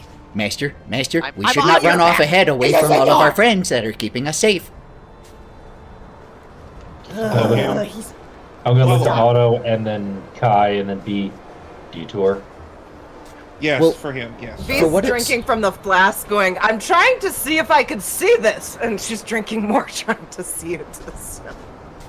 after Wraught and Cork have spoken to Bodie in this moment of feeling entranced by this perceived figure, he stops in the snow, the wind whipping on his face, and he turns around and just puts both hands in the air. Please follow. Juniper pulls up right next to you and just gives a snuffling nod. She's ready. He's about both arms out to kind of pat back to indicate. You mean there's space? I just want to talk to him. I just want to talk to him. And he's gonna keep walking towards the centaur. A few of you, one of you on top of Bodie, Centaur. a number of others jogging to keep up behind. Bodie, you go running after this figure again that you can only see its shape, a shadow in the snow, and you go running after it and you lose it for a second, and then you see a silhouette again in the distance, and you keep hustling that way, but you realize suddenly that the silhouette that you were approaching now is not that of a centaur. Not that of any living being at all. But here, partially obscured by the snow and sun and wind, you see monoliths of stone that for a moment looked like looming, menacing giants. But as the wind dies down a little bit, the snow settles and you're able to see a little bit clearer, you all find yourselves on almost a promontory, a jutting outcropping of stone that hangs over the mountainside. And there are 8 giant megaliths of stone here, forming a circle, each one of them similar to the last but different from its fellows. This one shorter, this one taller, this one a stack of stones, this other a single enormous block. And you all find yourselves near the center of this circle of stones, and also see in the center here the dying embers of a campfire with a small checkered board game with stone pieces set up next to the fire. Looks like in the middle of a game. And like I said, the embers are dying, but not out. And you see no sign of that silhouette you were following. Bodie, upon arriving to these monoliths and seeing no centaur, just kind of puts his hands on it and he's like, what? Don't even want to hear it. And he turns right around and he goes, okay, I guess there was no centaur, but I fucking think these stone things are calling to me, man. I didn't guide myself here.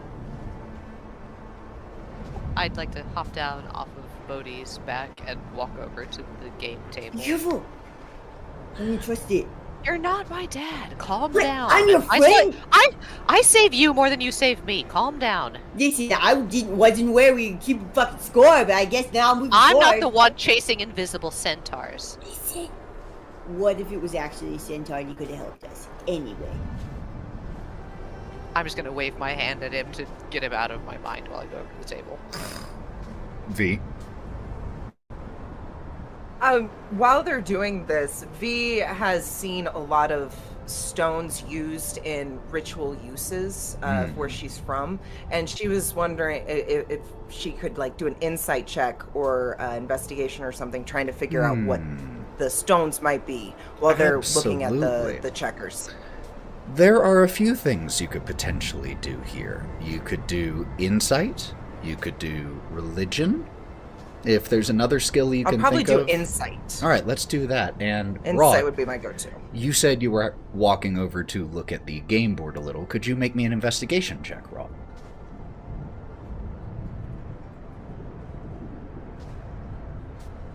I got an 11. 11, okay.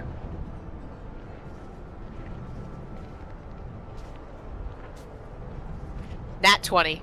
Okay.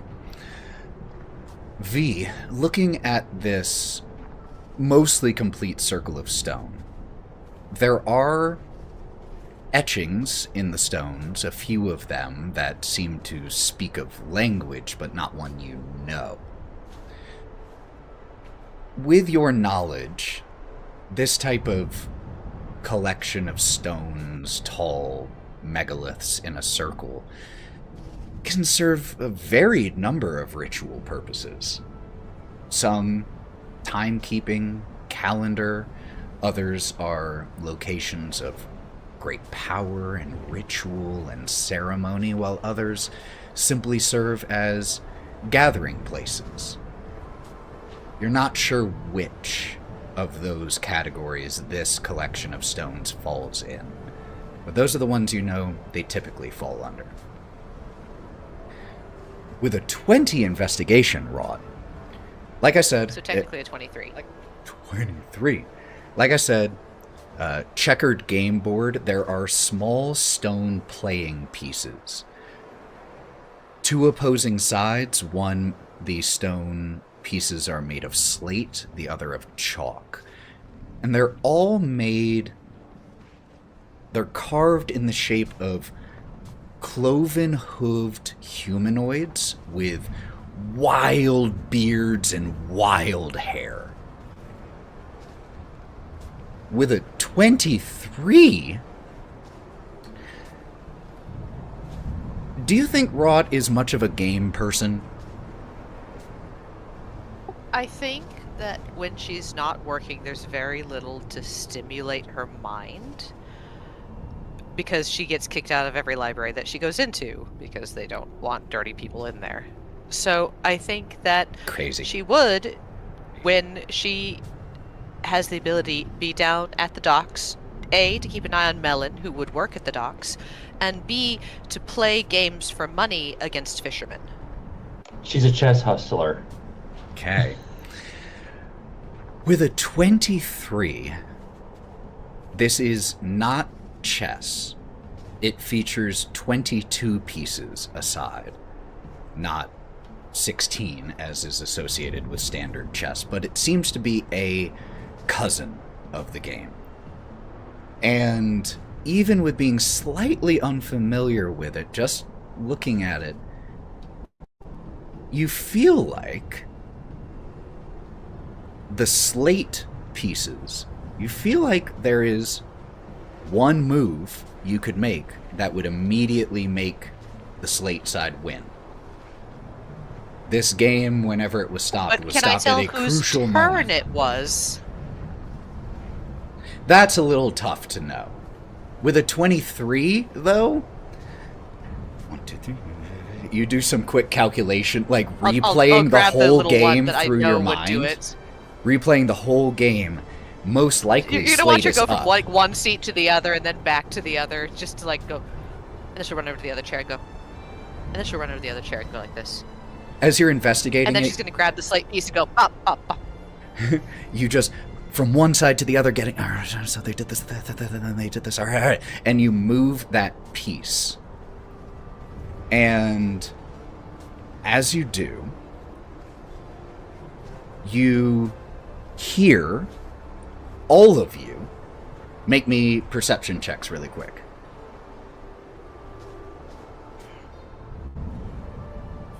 Nat 1 plus 8, so 9. 9, okay, that's still not bad. 21. 7. 8. I keep rolling 14. a 4. 11. 11. Was 14 the highest? 21. 21 was the 15 highest. plus 6. Okay. Wait, Lauren, what'd you get? Bodie, what did you get? 7. 7, that's what I thought. All right. It so was me then. Shit. all of you hear, even those of you who rolled very low, you hear, carrying on the winter breeze, light, lilting laughter. And Melon, you notice, you are the one who notices, that from two of the megaliths here, two figures step out of the stone. Both of them kind of resemble the game pieces on the board.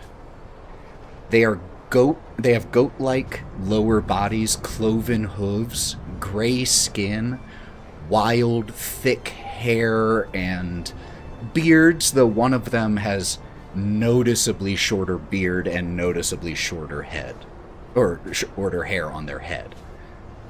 Both of the figures are only about 4 feet tall. And one of them, the one with the shorter hair and beard, is applauding and laughing. I told you you were finished, Yagu. Even these newcomers to the game saw through your defenses. And the second, yeah, well, you used to let me win plenty when we were younger, so I figured it was time I returned the favor. The second one says this as he is chewing on a handful of pebbles. Oh, of course, how generous of you, cousin. Ah, yeah. And the other starts to walk off. The one that had been applauding. Have we ever seen this before? You can make me a nature check.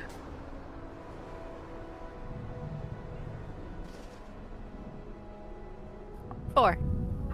4? I'm rolling like shit today. No idea. They look kinda like halflings, kinda like dwarves, kinda like satyrs. Not sure what this folk is. Dwarf Hello? waiters. Hello, travelers.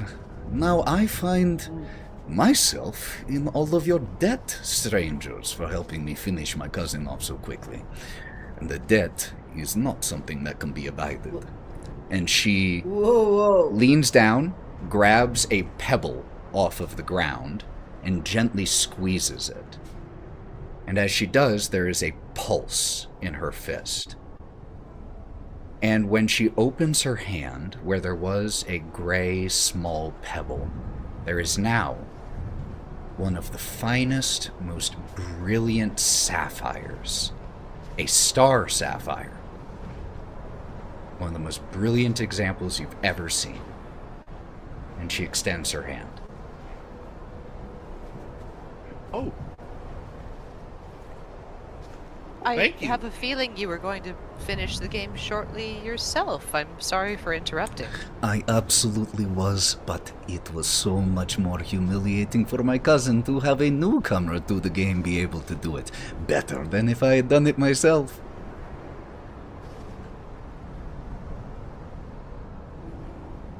It's an entertaining game, but I don't feel as though we've earned your prize yet. She simply Maybe one more round?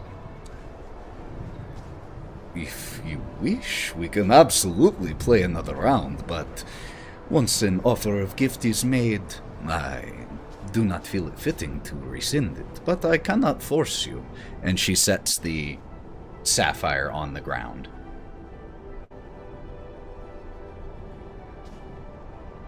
In that case, please be gentle with the new player. The rest of you, any other enjoyers of strategy? Nope, prefer impulse myself. But what you doing out here? Other than playing a game? You are quite correct, my mossy friend. I nearly let my passion for the game make me forget my hospitality. And what kind of fey folk would I be if I did this? My name is Queen Archangel, and as is fitting of any folk with strangers at our door, may I invite you to our village.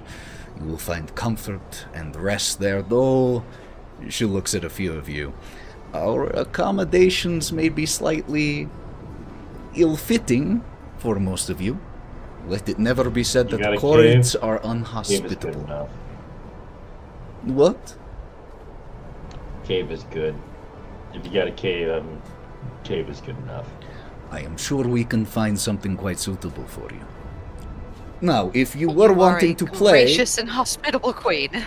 If you were wanting to play and the others were wanting to seek shelter and comfort, she walks over and sweeps up the pieces into a bag and just closes the folding board, tucking it under an arm. We can always play later. Come, follow me. I'm gonna scoop up the sapphire that she put on the ground as we go. As you pick it up, it begins to faintly glow. And... one sec. As you do pick it up, Queen Archangel notices you doing this. It should provide you a blessing of the Corrids, a little bit of luck for your journeys through the Flickerstone Mountains. This, for the next 20...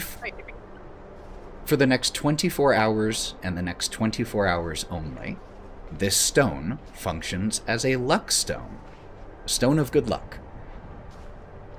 It also does not require attunement, unlike a typical luck stone. It provides you a +1 bonus on all ability checks and saving throws for the next 24 hours. Guys, drinks are on me. Save me a detect magic right there. Hell yeah. Oh yeah, she's not gonna hide Got a what little it is. spring in my step. Wait, drinks were already on you. I have your flask still. Hey, Go and fork drink. that over. No. Oh, God. As you all follow the Queen Archangel, you soon find yourselves standing in front of a small village of sorts, nestled into the side of one of the mountains. It is small in both the number of the buildings here and their size.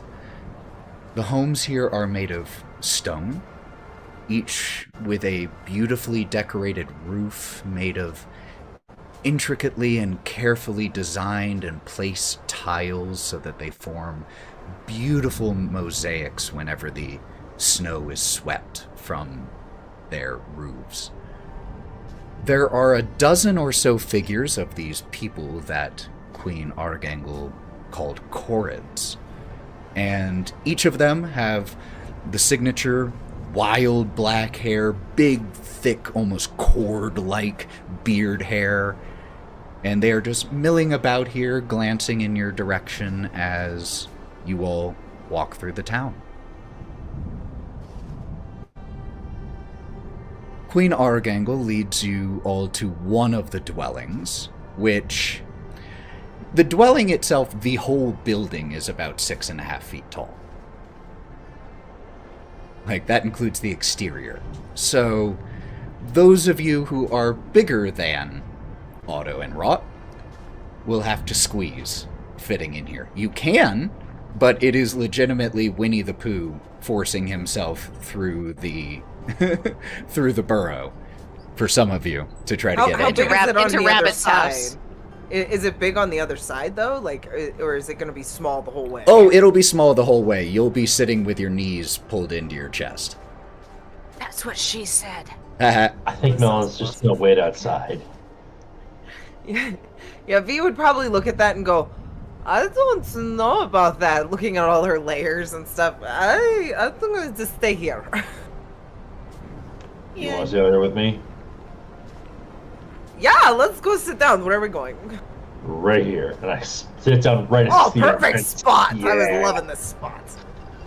Seated, the two of you are Come on. now about as tall as the figures that walk by and give you shallow bows and nods as they see you. The other four of you head inside, though? If the queen has gone in, I'm going to go in. She All right, absolutely come on, is Gideon. heading in. Come with us.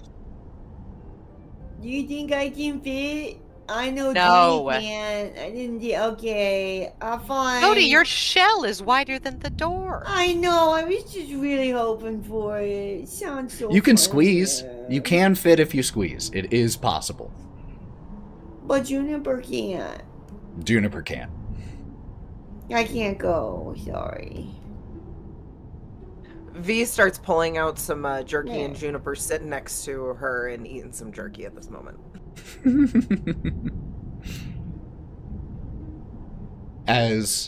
So, are 3 people staying outside? Bodie, are you staying out Bodie, also? Bodie, you can trust Juniper with us. He's gonna look at all 3 of you. Okay, because I really want to go, and he's gonna get like little tippy taps, and he's gonna try to jam himself through this door. There is... Bodie is the new door. All the others have gotten inside by the time Bodie decides to, and it's very much a cartoonish, like, squeezing sound. Managing to pop your way through the door and just go sliding a little bit as you're finally able to push through. He puts his arms out to steady himself. Oh yeah. Queen Argangle has already started getting some tea and hot drink prepared for all of you, though for most of you, a satisfying cup of tea from one of theirs will require several refills. Luckily, Otto and Wraught, perfect size for you two, because honestly, the Chorids at 4 feet are about your height, even a little taller than I am one of you. immediately rendered uncomfortable by the fact that the queen is making tea to serve us and doing my best to aid but not be in the way. As you aid and honor the rule of hospitality, the reciprocal part of the rule of hospitality, she gives you a smile and nod and passes you your drink first.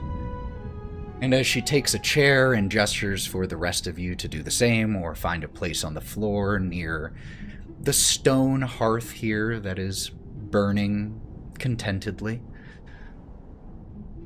Well, I have realized that I have possibly skipped some formalities. As I said, my name is Queen Argangle of the Chorids. And who are you, fine folk who grace our mountaintop? We do not get many visitors through the Flickerstorm Mountain, and even fewer sightseers. So I suspect something brought you all here. Hmm? The centaur brought me here, but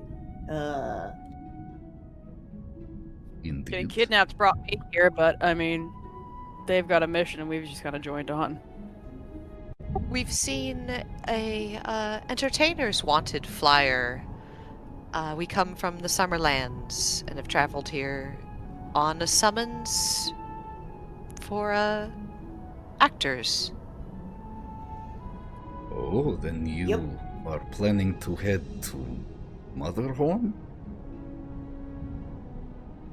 She sounds If that's where the road very takes us. dubious about that plan.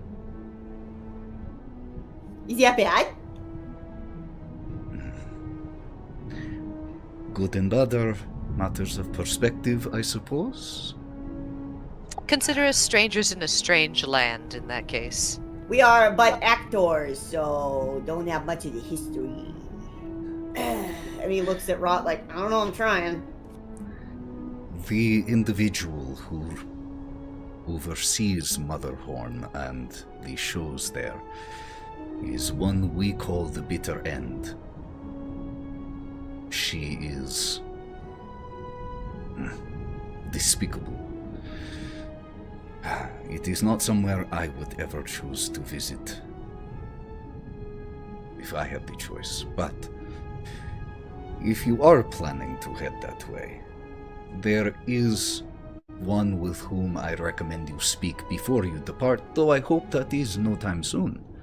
Please do not feel you have to leave here any sooner than you are prepared, but if your hearts are set on performing at Motherhorn, I recommend you speak with Gleam. She is another visitor here in our village.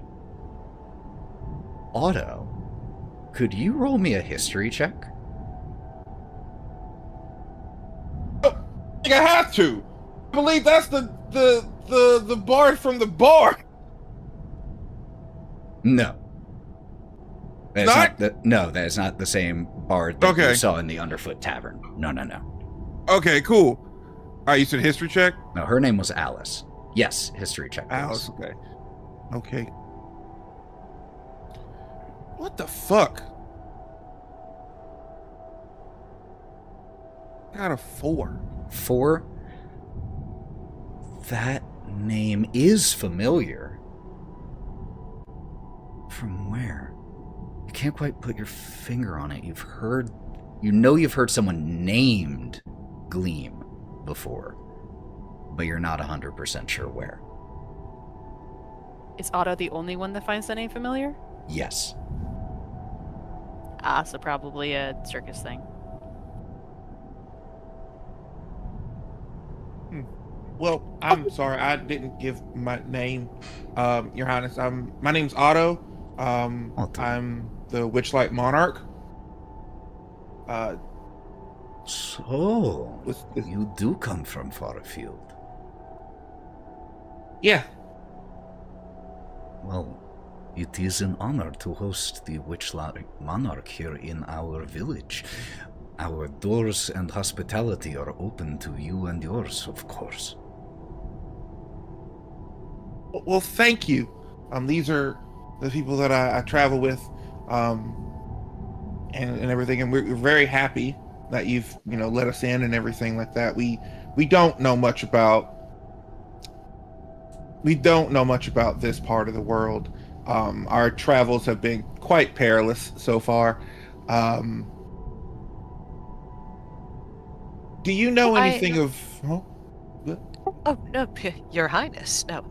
It was only you've extended us such hospitality. If there's anything we can do as humble travelers for you in trade, please let us know. And I also do want to give Otto the chance. You were asking something also? Do you know anything about any portals or rifts opening up in this world? I have heard of such things. Been fortunate enough to never encounter any here near our village or villages. I know little details of them other than it is a new occurrence in this world.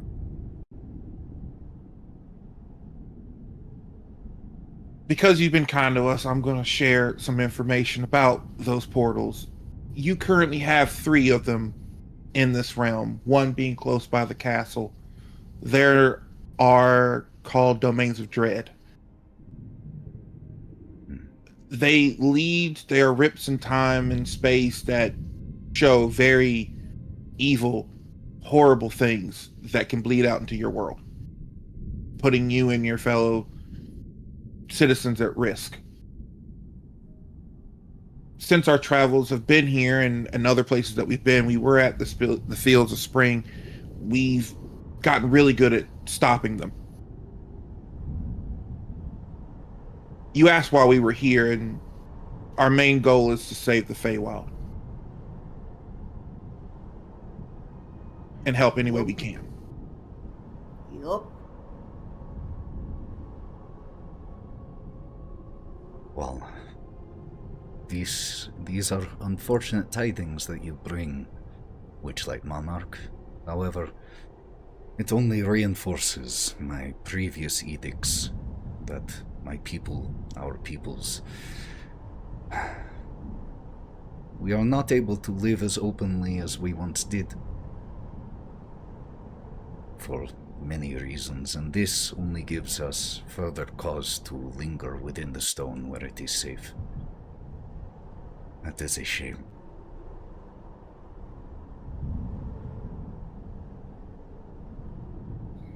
Just fucked up, man. We can't just get along. I'm sorry. Well, this is not the first cause that has made that edict necessary. The first, well, for that we have the bitter end to thank. Which I'm still kind of hung up on. That's quite a name to give somebody. I mean, is like the bitter name, the bitter end like their actual name? Like why do you call them that? Because now I'm rethinking my life and my choices. Her true name, or as true a name as we know for her, is Endolin. Called it. But Crap. her moniker, her appellation of the bitter end, comes from both what she is obsessed with and what she has represented for us and our people. She has an obsession with looking into the future to the point that she constructed a contraption known as the Orrery of Tragedies. It is built into the mountaintops of the Flickerstorm Mountains, or at least the power source is. But she uses that to glimpse into the future. And for us, well, she gestures towards her head, where her hair is very closely shorn, though everyone else you've seen, for the most part, has pretty wild hair. She has taken to using our hair to fashion the ropes of her infernal contraptions that she uses for her blasted plays.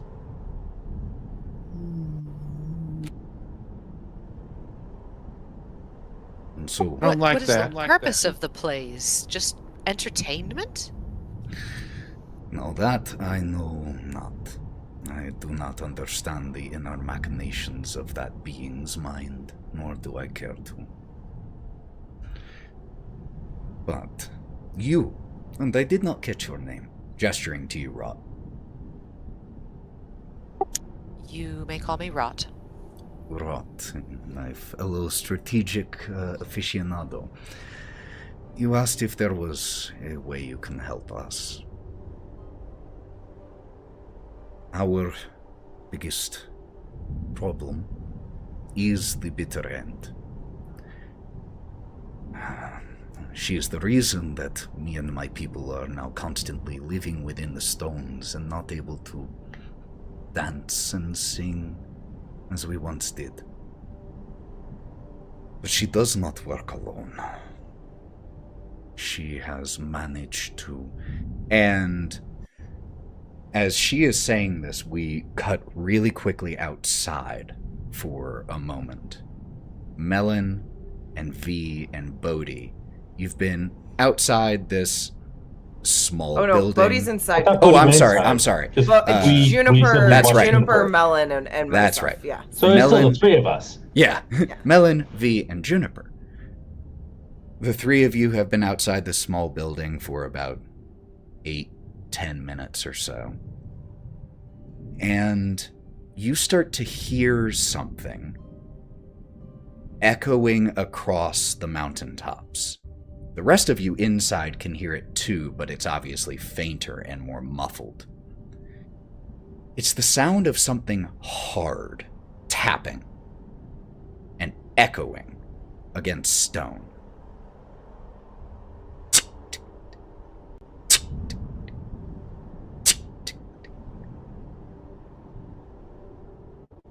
Those of you inside see Queen Argangle, who has been very kind and welcoming and warm.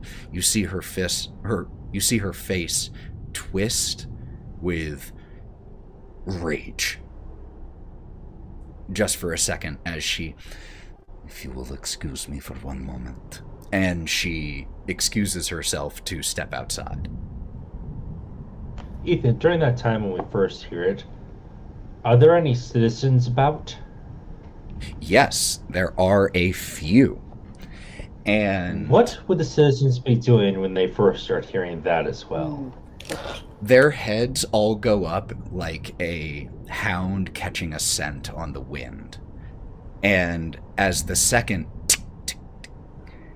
the corrids around you, the few that you can see, begin to visibly grind their teeth and start to stomp their hooves as the echoing sound continues and gets louder.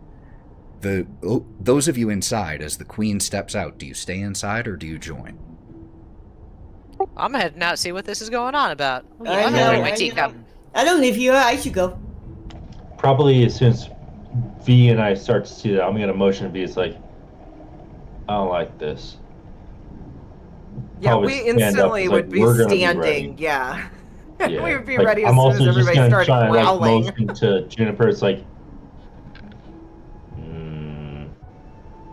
get mad. What does Juniper look like? Like, because animal instinct sort of thing would kick in. Does Juniper look like they're doesn't like going against the other people or anything? She doesn't go on high alert or anything. You just notice her notice this sound, and just like a dog would, hearing just this unexplained sound, just listening and then cocking the head at the next one, and then looking that direction on the third, triangulating the general source of the sound. Can I motion at Juniper? It's like, hi, like, beast to animal, beast to beast. It's like, time to get defensive. Make me an animal handling check. I'm actually really fucking good at those. I would expect. 17. 17? She doesn't take up a defensive position, but she doesn't, like, go charging or anything. She just stays sitting here and listens and waits. Doesn't have any reason to be on high alert right now. As the queen steps out, more of the corrids have gathered.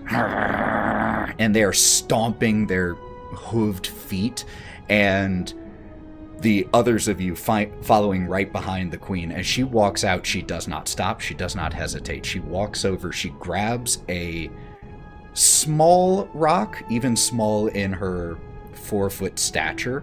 But as she grabs it, she makes a gesture with her other hand, and the boulder, or the small rock, turns into a small boulder, and she launches the boulder the direction of this sound. And as she does, "Death to the Briganox!" as she launches this, and there is a peal of thunder that crashes overhead as she does this. And she just stands there. And as there is an impacting sound of the rock in the distance, the tapping sound stops and does not repeat. Just gives a disgusted, frustrated groan as the other Chorids also give shouts off into the distance. Otto? Can I make a perception check to see what the hell that was before I ask her? Not even going to make you make a perception check. There was nothing you would be able to see. Okay. Your Highness, what was that? Sorry. Respectfully, what the fuck? Apologies. 1 second.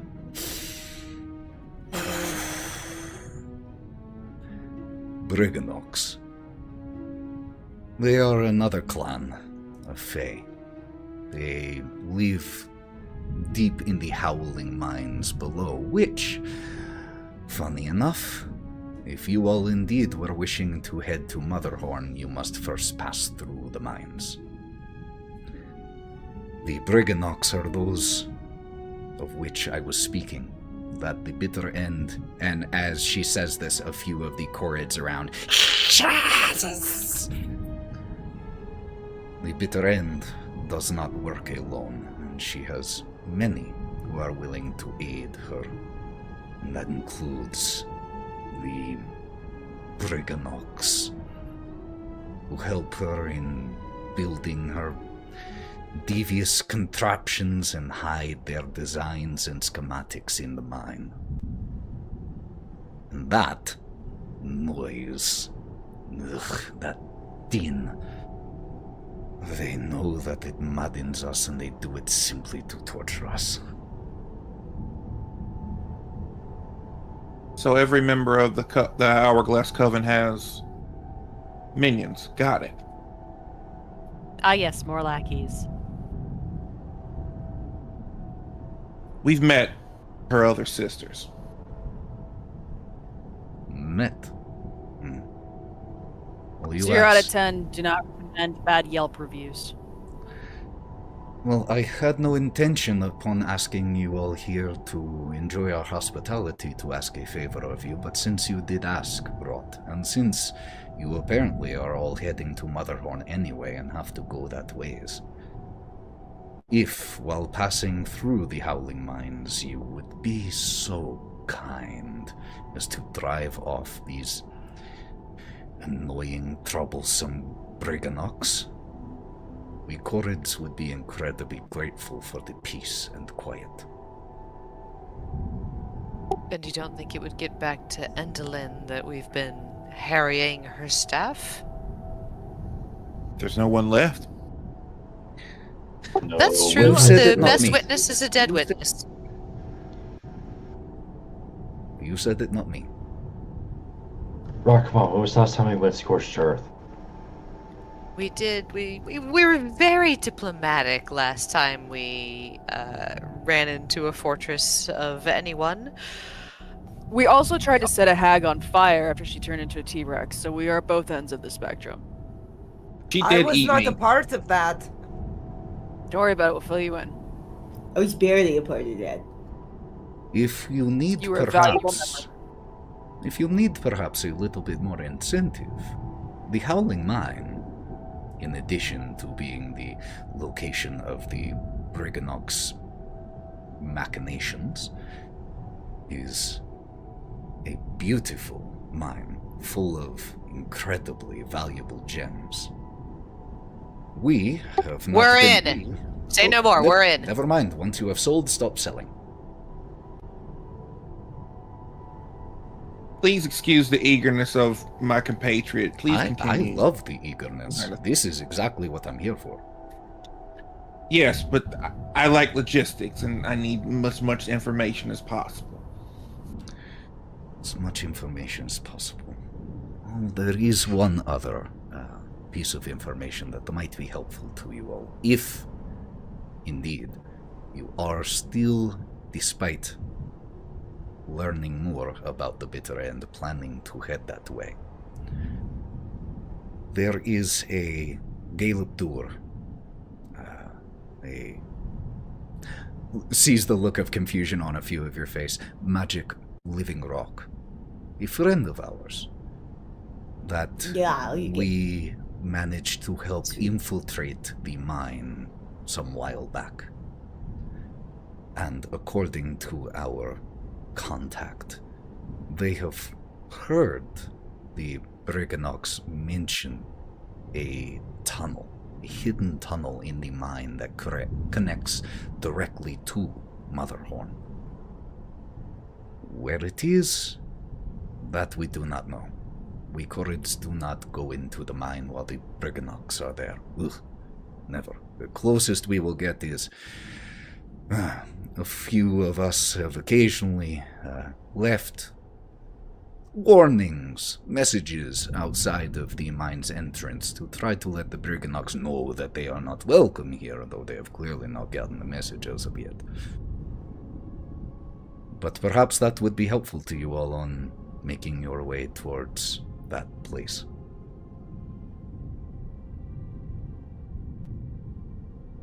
I think it definitely would be. If you have an agent on the inside, it would also be helpful for us to know what they look like and what their name is, just in case we run into them, so that we don't send them the way of the Briganoths. Well, in terms of name, do you speak Sylvan? I do. Yes. The Galapdur's name is Sivan. In terms of what they look like, however, a big gray rock.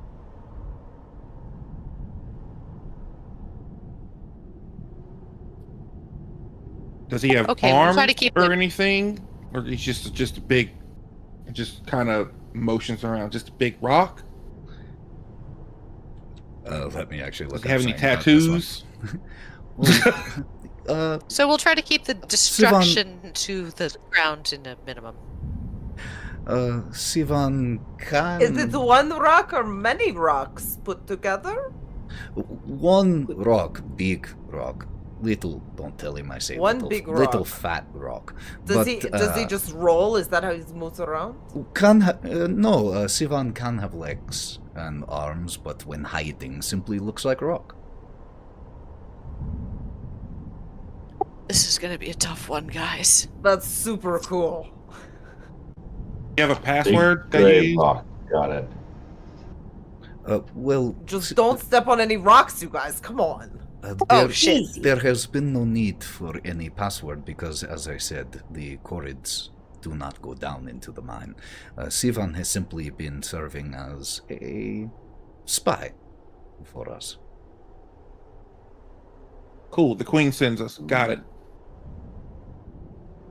How do you get information back and forth? Maybe you could tell him we're coming. Sivan comes here and checks in every now and then. Oh, my bad. Okay.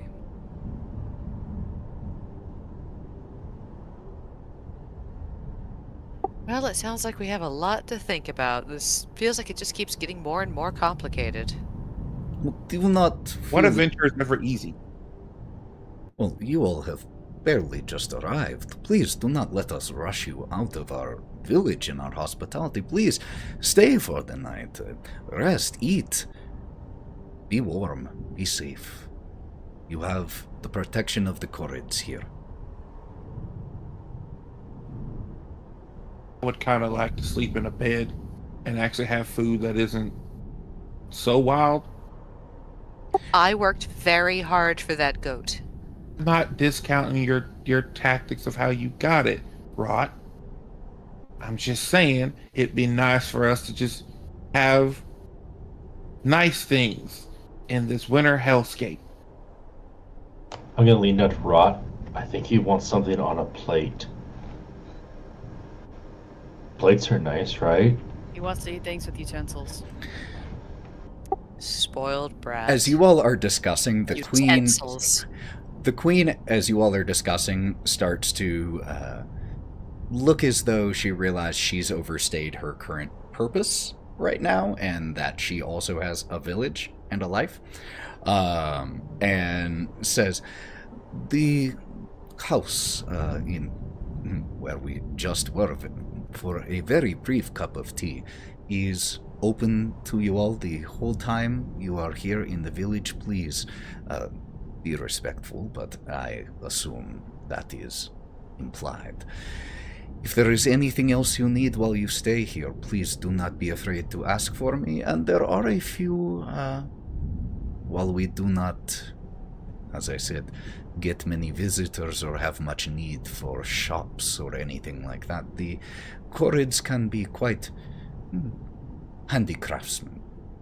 There might be a few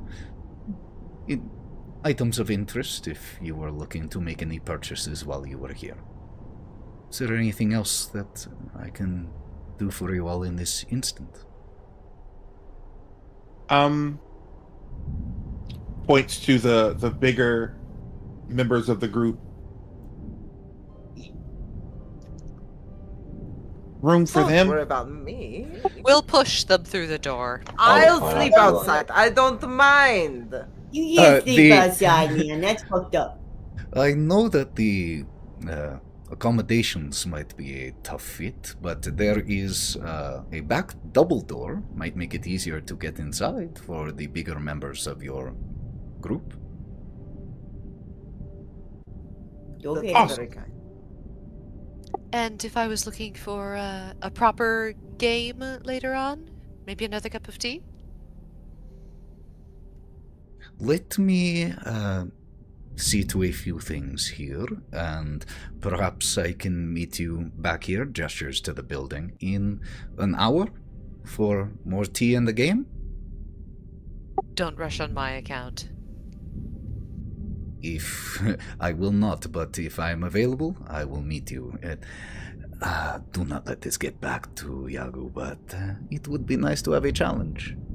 I know he thinks that he is letting me win and all of this, but the fact that he even got close was me being kind.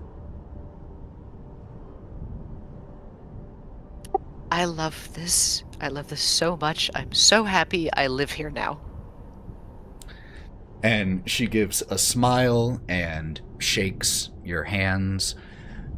Again, if there is anything you need, do not hesitate to ask. And heads off and begins checking in with some of the other villagers.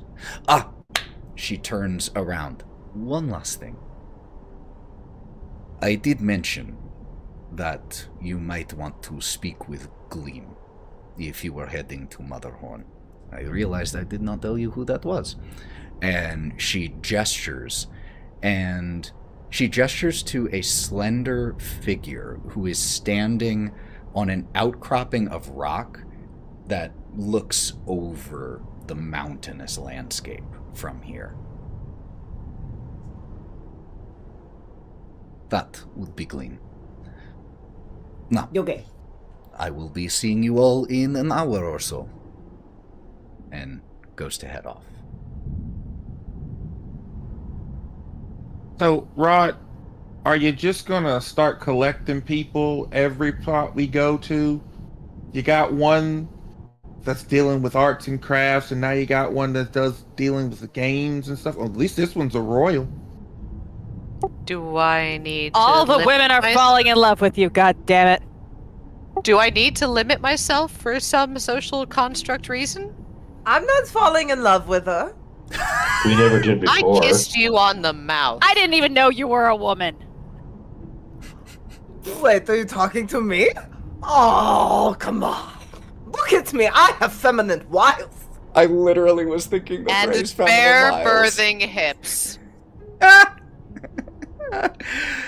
Everyone take a luck point for this ridiculous interaction. I'm not even going to discriminate who gets it. You all get it.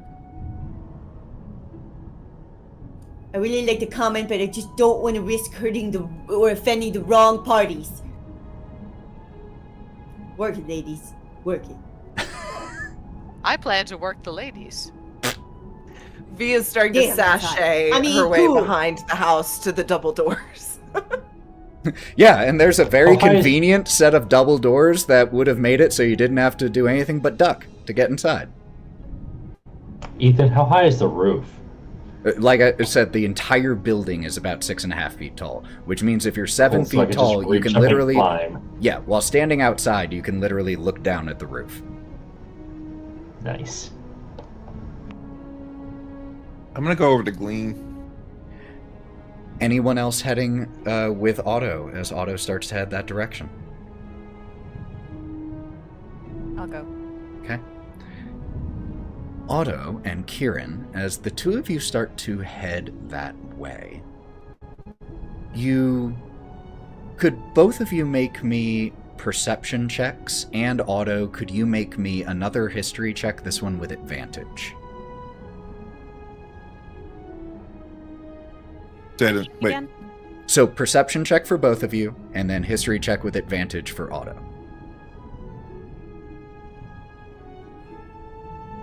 Dirty 20. Hell yeah.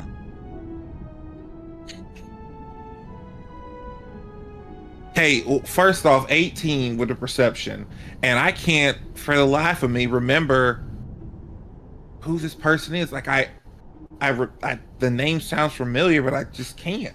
I'm saying this to Kieren, the guy. I can't remember. It sounds familiar. If I like held you by your feet and shook you around, would that help your memories fall back into your brain? Because I really can't help in this situation. I have no idea who this Gleam is. No, I think I have enough blood rushing to my head in the last couple of days to warrant. I'm good on that. Fair. How about this? I'll go up and introduce myself, so it doesn't look embarrassing if you know them and just don't remember them. Fair. I'll take that. I'll I'll make do that it. bet.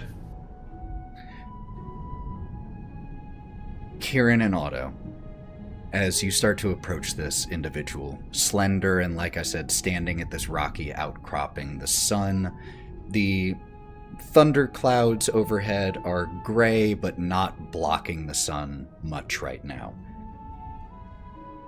But with an 18 and a dirty 20 on perception, both of you notice something. This individual has no shadow.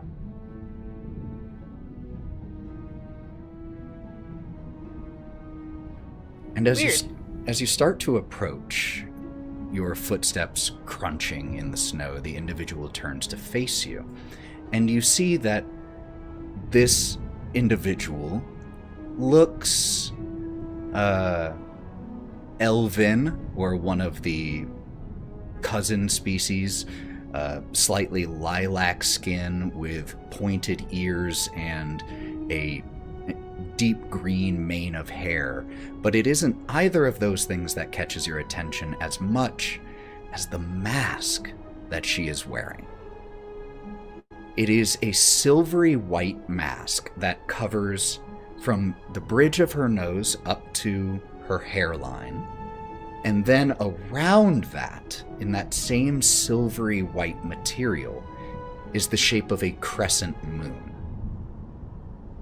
And Otto, you know exactly where you recognize the name. And it wasn't the name that brought the memory back. It was that mask. Because you've seen that mask on old banners and advertisements at the Witchlight Carnival. Specifically for an act that was there and left before you even joined. But it was a two-person act. Glimmer and Gleam. The Selenelian twins. They were an enormous draw, twin sisters. And this figure turns and looks at the two of you as you approach, and beneath that silvery moon mask, just pits of black eyes. But even from those pits, you get a feeling of intense loss radiating from this individual. Oh. Hello there. And that's where we will pick up next time. Great session, everybody! What a wonderful one to, I believe, close out the year on. What a fantastic session. Thank you all so much for being here, the 6 of you for telling this story, for all of you in the chat for being here as we tell it. I want to give these wonderful people an opportunity to let you know where you can find them, but before we do, don't go anywhere, you all on the stream, so that we can raid. But let's go ahead and go in reverse order. Sally, what you up to and where can we find you? Hey you guys, I'm Sally Quinn Creations everywhere, so just look for me there. I have Etsy shop and all the fun stuff. We're doing lots of different paintings and everything, and we're also going to be hanging out on Christmas. So come and hang out with us, and thank you so much, Ethan, for a great story. Thank you. Sarah. Any of my username, it's all the same things as Califrac. You're not going to find much on there. I am, or horribly, I am a chronic lurker. Next on our list, Mav. Hey everyone, it's your favorite black on the internet here. You can find me here on Twitch at Digital Clubhouse TV, and here playing and throwing some dice. But I'll be back tomorrow at 2 p.m. Eastern Standard Time to play some more Fortnite because it's Winterfest time, and to celebrate one of my homies' birthdays, Ghost Body. And yeah. And then I'll be back on Wednesday at 8:30 p.m. Eastern Standard Time, which will be Christmas Eve, and we will be playing some more Dispatch. So there you go. Yeah, buddy. Such a fun game. Melon. Hey, chat, smile. Nice. I blinked. That's No. that's probably all of what Morgan's got for us. So, Joe. Hi guys, I'm Joe. You can find me on Etsy at Terrible Trio Crafts. I'm currently running a 20% off sale through the 1st of January, and then I am hoping to be able to shut down the shop for a little while and take a very much deserved break, which I might be starting up a little bit of video game streaming during. So you can watch me play 2 Point Museum and other cozy, stupid games. Fingers crossed, at least. So if you want to get some super cool roly click clacks, get in on that before the new year, because I make them all by hand in my living room, and it helps me feed my 12 cats. I don't even think that's an exaggeration on the number. Nope. Lauren, bring us home. Austrian. Hi, I'm Lauren. I'm cosplaying and modeling and doing silly things and trying to uplift other people and myself through the magic of puppetry. And I'm also streaming gaming and I'm rolling dice. So I'm just like everywhere doing everything. I mean, I'm so talented. oh my gosh. No, I'm just So beautiful. How do you? Oh my gosh. Anyway, bye. My name is Ethan, and you can find me as the other half of Thousand Faces. We do a lot at Thousand Faces, from, like Lauren said, cosplaying, TTRPG, all of that. And there are a lot of cool things coming in 2026. More charity games with more guests, redesigning our YouTube page, all that. So just remember, you can follow all the TTRPG stuff that we do on Go Buff Yourself. That is YouTube, Spotify, TikTok, everywhere. You can also find more just by looking for Thousand Faces Cosplay. And if you want my TTRPG content advice specifically, check out the Buff DM. But part of the rework that'll be coming in 2026 is making sure we have all of that under one umbrella on YouTube, especially, so it'll be easy to find. For right now, you can find everything on our YouTube, Thousand Faces Cosplay, and anywhere Go Buff Yourself. I'm going to go ahead and get this raid started. We're going to raid into a first session of a new campaign. Let's go ahead and give them some love on their first session. Thank you all again so much for being here. I appreciate you from the bottom of my heart. If you enjoyed this, give a follow, tell your friends, whatever. Every little bit helps, especially with independent creators. Until we see you next time, friends, happy holidays. Be good to yourselves. Be good to yourself. it's a hard time sometimes. So be Ethan, good to you as a and sign your off, can you give us a big old flex? Well, I mean, we I can always do that. But be good to yourselves. Find the joy in whatever the holiday season looks like for you. We love you, and until we see you in 2026, stay wild, friends. Bye, y'all. And we